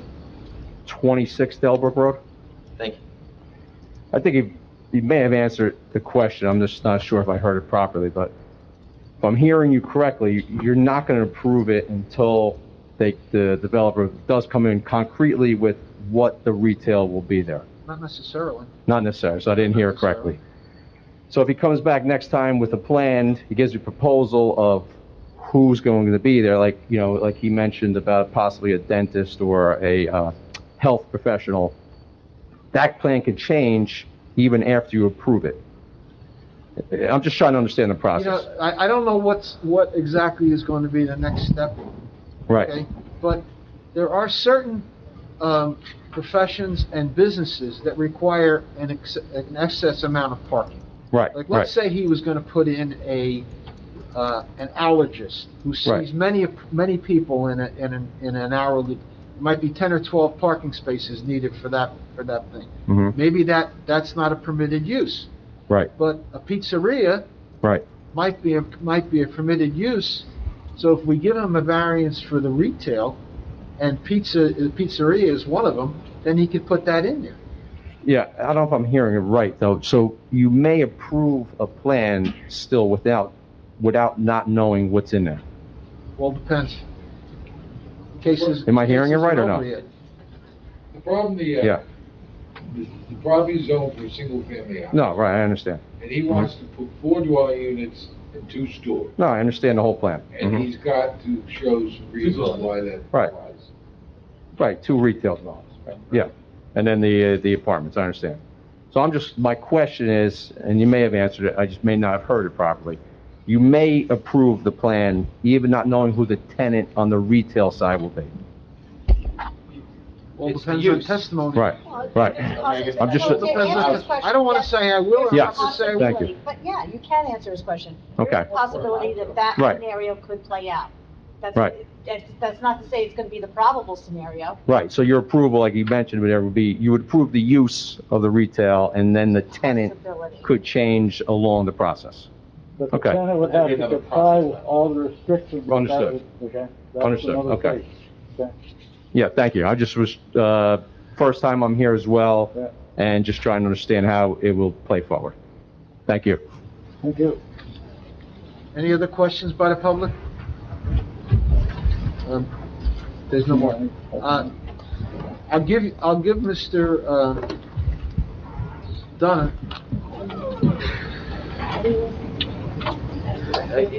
I'll give him 10 minutes. Perfect. And can you Okay? just go talk 10 about the minutes, neighborhood? because 10 of, we're gonna decide when you're coming back. Thank you so much.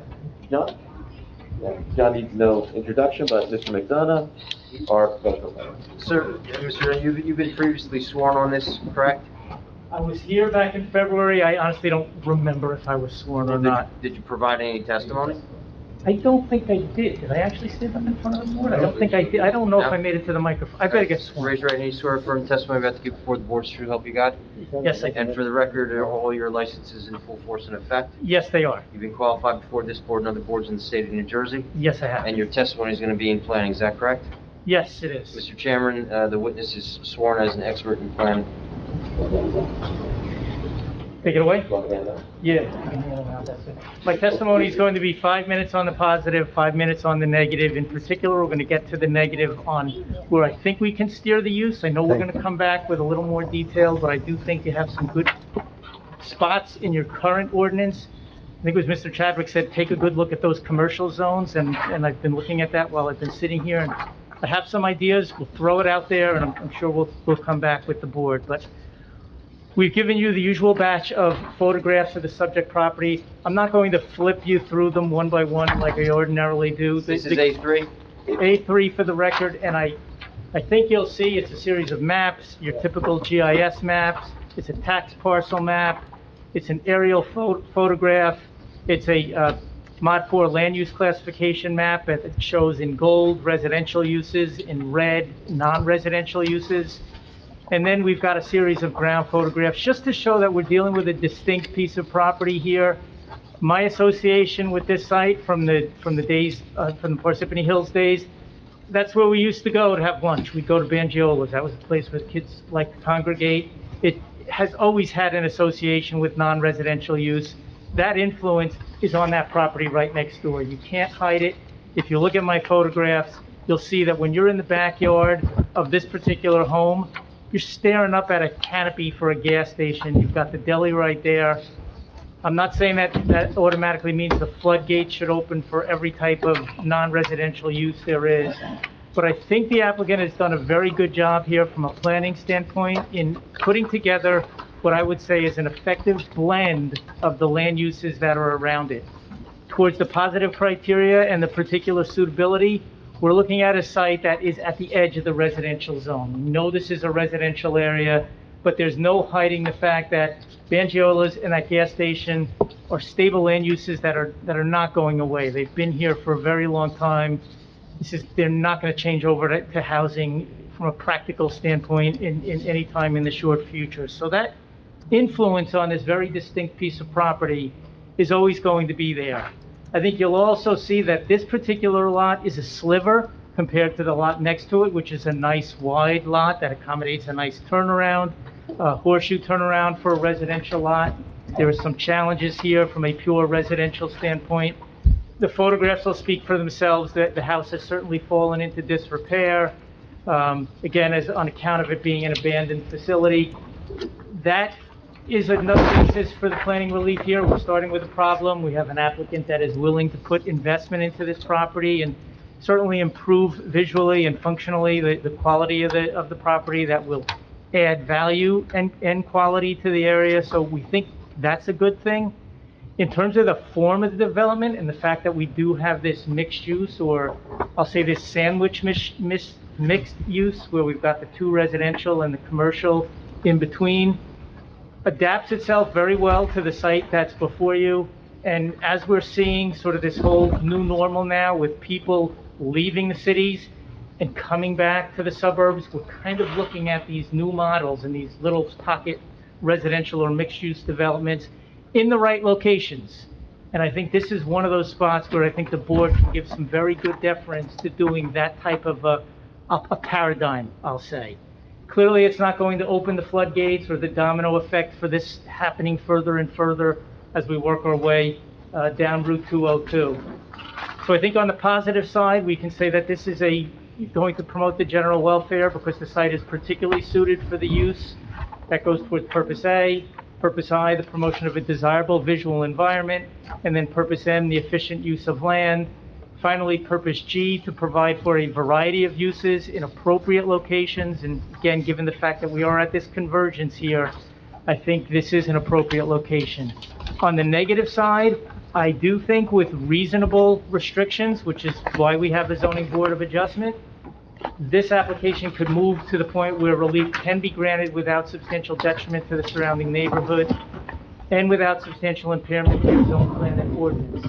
With respect to the neighborhood, I think you can get some good guidance from your OS zone district, that's your office service district. This is a service road. Route 202 is a service road, and the use that would cater to a public service, I think, could be a good fit here. The OS zone, as you know, is more of a modest zone. It doesn't invite the big regional retailers here, more type of a pocket commercial land use. And just reading here from the 5 uses that are allowed in the OS zone, you've got medical offices, and I think of this particular area of Parsippany, I think we all know there's a lot of doctors along this particular area. You do have a lot of home occupations as well. We've got the residential and the doctor's component. Business and professional offices, this might be a great place for a lawyer or a professional to locate as well. And then the retail service uses, again, on somewhat of a modest scale. Barbershops, beauty shops, similar service establishments. You can see the nail salon here or something along those lines. The 4th thing does allow for retail sales, but it specifically has limited retail sales. Some of these may be a little outdated, and maybe there's a way to modify that to make them more contemporized. But some of the examples they give here are a bookstore, a stationery store, arts and crafts, antique stores, photography, and supplies. Again, with the qualifier that it's limited retail. And then finally, some sort of healthcare support, which I think is an overlap with medical as well. So I do think from a planning standpoint, there are some reasonable commercial uses that can go here with, I'll say, a generic approval, qualifying certain uses that have to come back if it is going to be a use that's not in that particular list, and that would be the food uses or some of the higher uses. The last part of the test looks at whether relief can be granted without any substantial impairment to the zone plan and ordinance. We all know you have a brand-new master plan that basically continues the theme here along Route 202, maintaining the integrity of this residential neighborhood. For all the reasons I've given, I think the board can move favorably on this without impairment to the zone plan, that it does relate to a specific piece of property with distinct influences that we don't see on any other lot in the area. And for that reason, with sort of this modified or this light retail use at this location, we can get it to where the board needs it to be with a list or some reasonable conditions. But I think with that base, I can make a planning conclusion that the test is met here for use relief. I don't know if I made it in 9.5 minutes, Mr. Any Chairman? questions of Mr. McDonough? Members of the public have any questions of Mr. McDonough at this point? Mr. McDonough, you will be back at the conclusion of this case if we get to a point of a particular aspect of the application? Yes. All righty, when can we call him back? February 10th. February 10th. Do we need extensions? Do we need whatever extensions are required? I'll provide a letter to North. There will not be any notice of a February 10th meeting, gentlemen, so that if you're planning on coming back, know that the next meeting will be February 10th. You can call that day and ask Nora if the case has been carried for some reason, so you don't have to show up if it's not going to be. But this is the only notice you'll get. Thank you very much. Thank you, Board. Mr. Chairman, I think we have agreement when we come out. I just have a point of order question too, because as we proceed, it appears to me, and I remember the initial testimony, a concern about the wetland, the stream, the water runoff and that, and I think the residents are indicating some concern that, and now our testimony is that you've gotten that approved by the state department, right? Yes, we have a permit from the... And you have all that documentation for us to see. We haven't seen that yet, I don't believe. I just want to caution members of the public.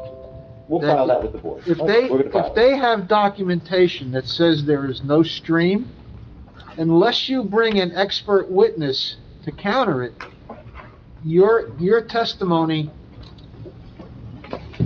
how should I say it? Less credible. Is less credible than the professionals that they have said, who have said that there is no stream. Showing a stream there is less credible than somebody who was... No, a picture of a stream there is less credible than DEP saying there is no stream there. Mr. King, we'll provide the documentation to the board, so at least it's on file with the application. No, I meant... You have documentation saying there's no stream. No. Stream, and you're going to provide From that. the DEP? We have an affidavit from an environmental consultant that we hired. That's not DEP. And we have a permit from the DEP. I understand that. So, with Well, 15 pages. look, you and I are not experts. We're not. All the documentation should go to Mr. Chadwick and... Let me ask a question. Did anybody get a notice when they applied for their letter of interpretation? No. You did not? No, I didn't. I just got a 200 foot notice. One of your properties abuts this, correct? I'm sorry? One of your properties, one of you lives lot abuts his lot. Touches No, I don't it. think that. Neither of them do. Probably that's the wetland. No. That makes sense. But wouldn't they get it if they were within the 200 feet? Well, that's gonna be something that we're gonna have to be convinced So that the other thing, that we don't have counsel, an is- issue. So I suggest you get all the documentation to our professionals. Get all the documentation, so when we come back on the February 10th, this is gonna be a slam dunk, one way or the other. Either you have it or you don't. and have your expert or your person who's going to testify as to this stream and affidavit's not going to cut it. Yeah, we'll have Peter here. Okay, Thank you very much. yes, I'm sorry. For clarification, you're saying that the video is, I just want to be clear, the video is less credible than what somebody from the, Yes. state is saying? Because your video is not done by a professional. And it's not, see, if we need to be able to cross-examine any witness that comes here, we have to be able to listen to their testimony and then question them. We cannot question a video that you present to us. And you guys are not professionals, so it doesn't carry the same weight, I'm sorry to say. You're telling me I have to go out of pocket my own money, No, you don't. You don't have to. but you're suggesting I do. No, I'm not suggesting that you do. All I'm saying is that if they have professional testimony, including the permits that they need. Right. The more important part is the permit. That's where, and I don't know why they didn't file it, but they didn't. So once we get that, we can look at it. We have. Did you file it with us? Yes, we did not, the issue was, when we came last time, we had an email approval. You had We a- have the paperwork.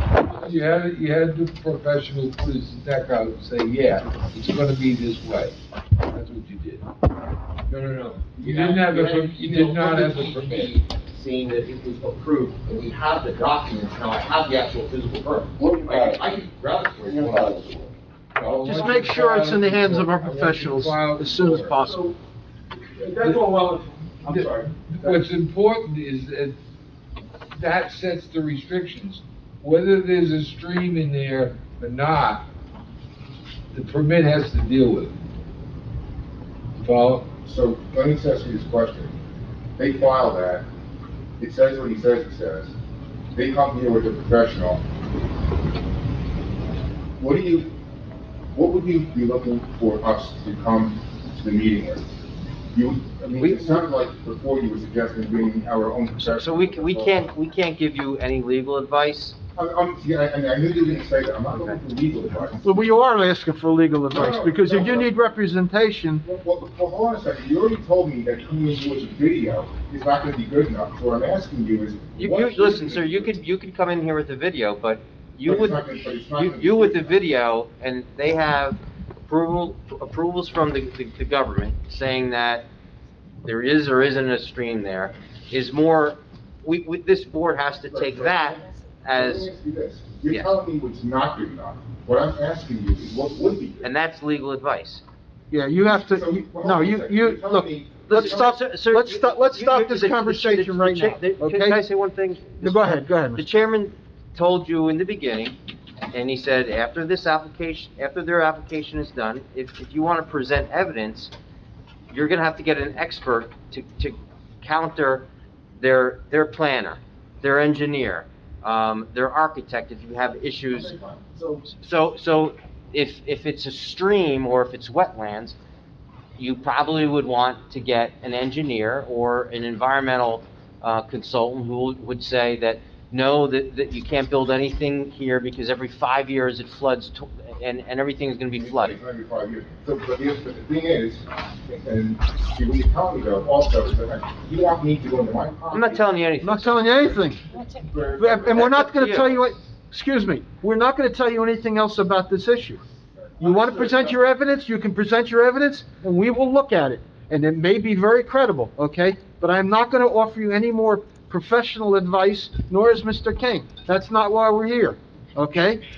I hate to be rude and short with you. No, you're not. I'd like to ask a question. I came closer because I am hard of hearing, Okay, what's your question? So, I lived on this, property for 40 years. Water has never. I don't wanna hear about it. I'm just saying. I don't wanna hear about it. I don't There's a wanna hear question. about it. I'm sorry. There's a question. I can't have you testify. You're not under oath. But I have a This is a question. quasi-judicial proceeding. I have a question. Ask the question. Answer the question, Mark. If water Please. does come in after they build this stuff, who do I go to? I don't know. Check with the town. Check with administration in the Aren't you town. the town? No, we are a volunteer board. We're not administration. The engineers, the zoning people, the building people do not work for us. We are a board that passes judgment on variances. If you have an issue like that, contact the town engineer. The town engineer? Town engineer? Yeah. Okay? Please. I think we've already said more than we should have. Okay, thank you. I apologize. Any other business, Nora? Nope. Motion to adjourn? So moved, Snyder. All in favor? Aye. Anyone opposed? Thank you. That's why McDonald's should be. You want this out of record, so you wipe it off. Yeah, really good. To let Can I wait, want to tell you working?